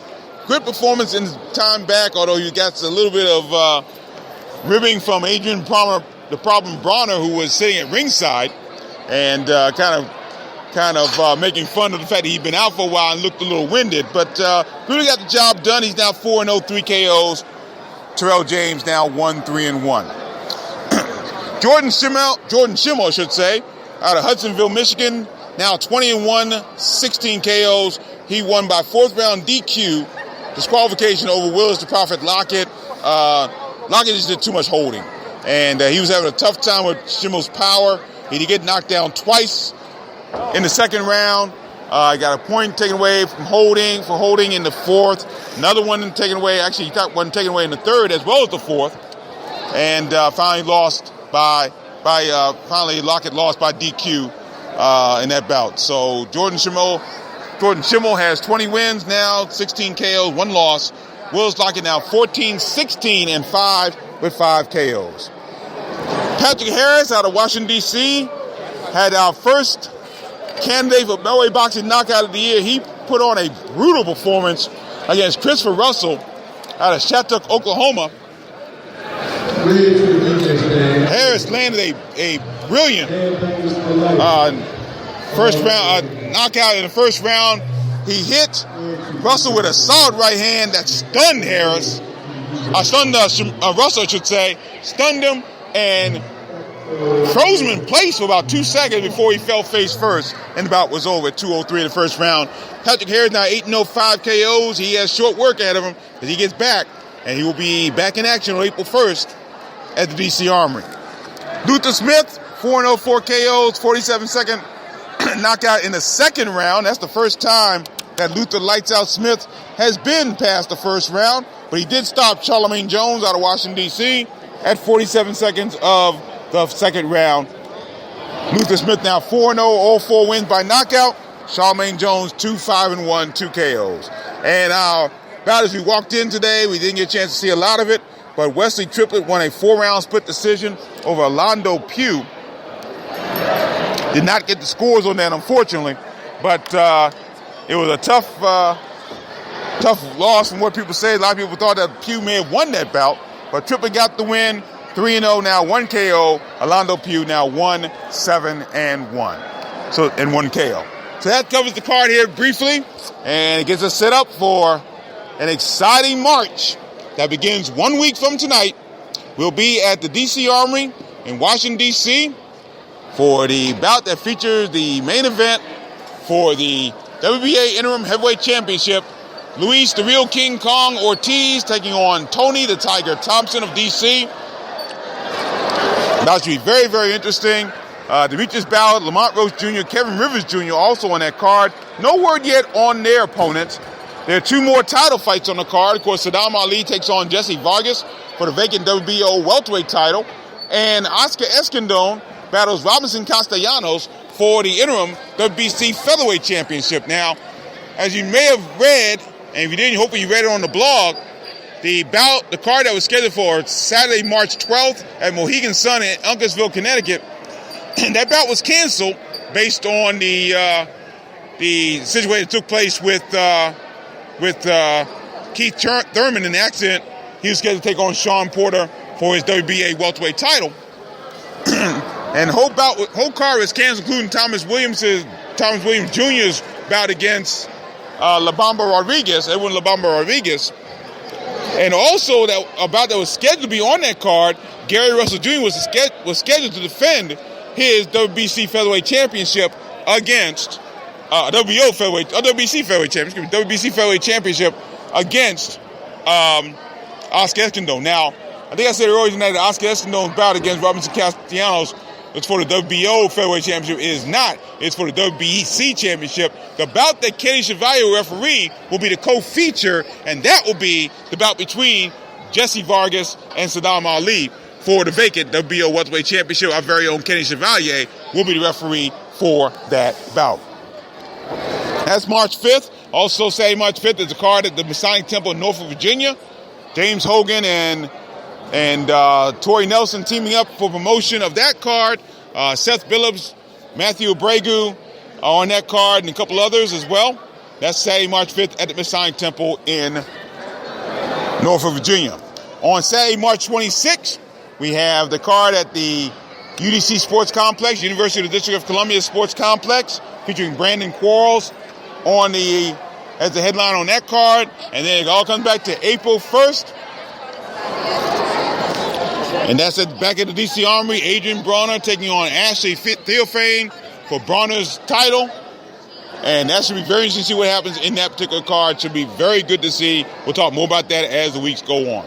Don't forget, all throughout the month of March, we have the Washington Golden Gloves coming up at Sugar Ray Leonard Boxing Center in Palm Park, Maryland. As soon as we get the results of that, we will put that up for you this week on the Boxing Along the Beltway Google app for the Boxing Along the Beltway blog in that situation.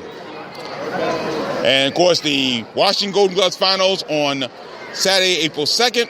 The regional finals are on Saturday, April 30th. Both will be at Rosecroft Raceway in Fort Washington, Maryland. Should be a lot of fun. So that will do it here from the Washington Convention Center. Remember the Boxing Along the Beltway Google app for Android. Brought to you in part by UndisputedBrand.com. Visit UndisputedBrand.com for the finds in boxing and mixed martial arts apparel. They bring you the post-fight wrap-up show, I should say. It's been a long night, folks. I'm sorry. It's been a long day. Boxing Along the Beltway Google app for Android is brought to you in part by Real-Time Pain Relief. And it's over. You rub it on, and it's on, and the pain is gone in real time. And you can visit www.stopachesandpains.com for more information. But the Boxing Along the Beltway post-fight wrap-up show brought to you in part by UndisputedBrand.com. Visit UndisputedBrand.com for the finest in boxing and mixed martial arts apparel. Undisputed Brand, the brand true champions wear. And by JM Photography, where your home is your studio, at jmphotography26 at yahoo.com. Thank you so much for joining us tonight. It's been a big night here from the Washington Convention Center. We look forward to hearing from you at the DC Armory for the 3 title bouts coming up. And we'll give you some updates throughout the night right here on the Boxing Along the Beltway Google app for Android. For now, I'm Gary Digital Williams. Thanks again for listening to us. And always remember, keep supporting the best boxing in the world, the Boxing Along the Beltway. Take care.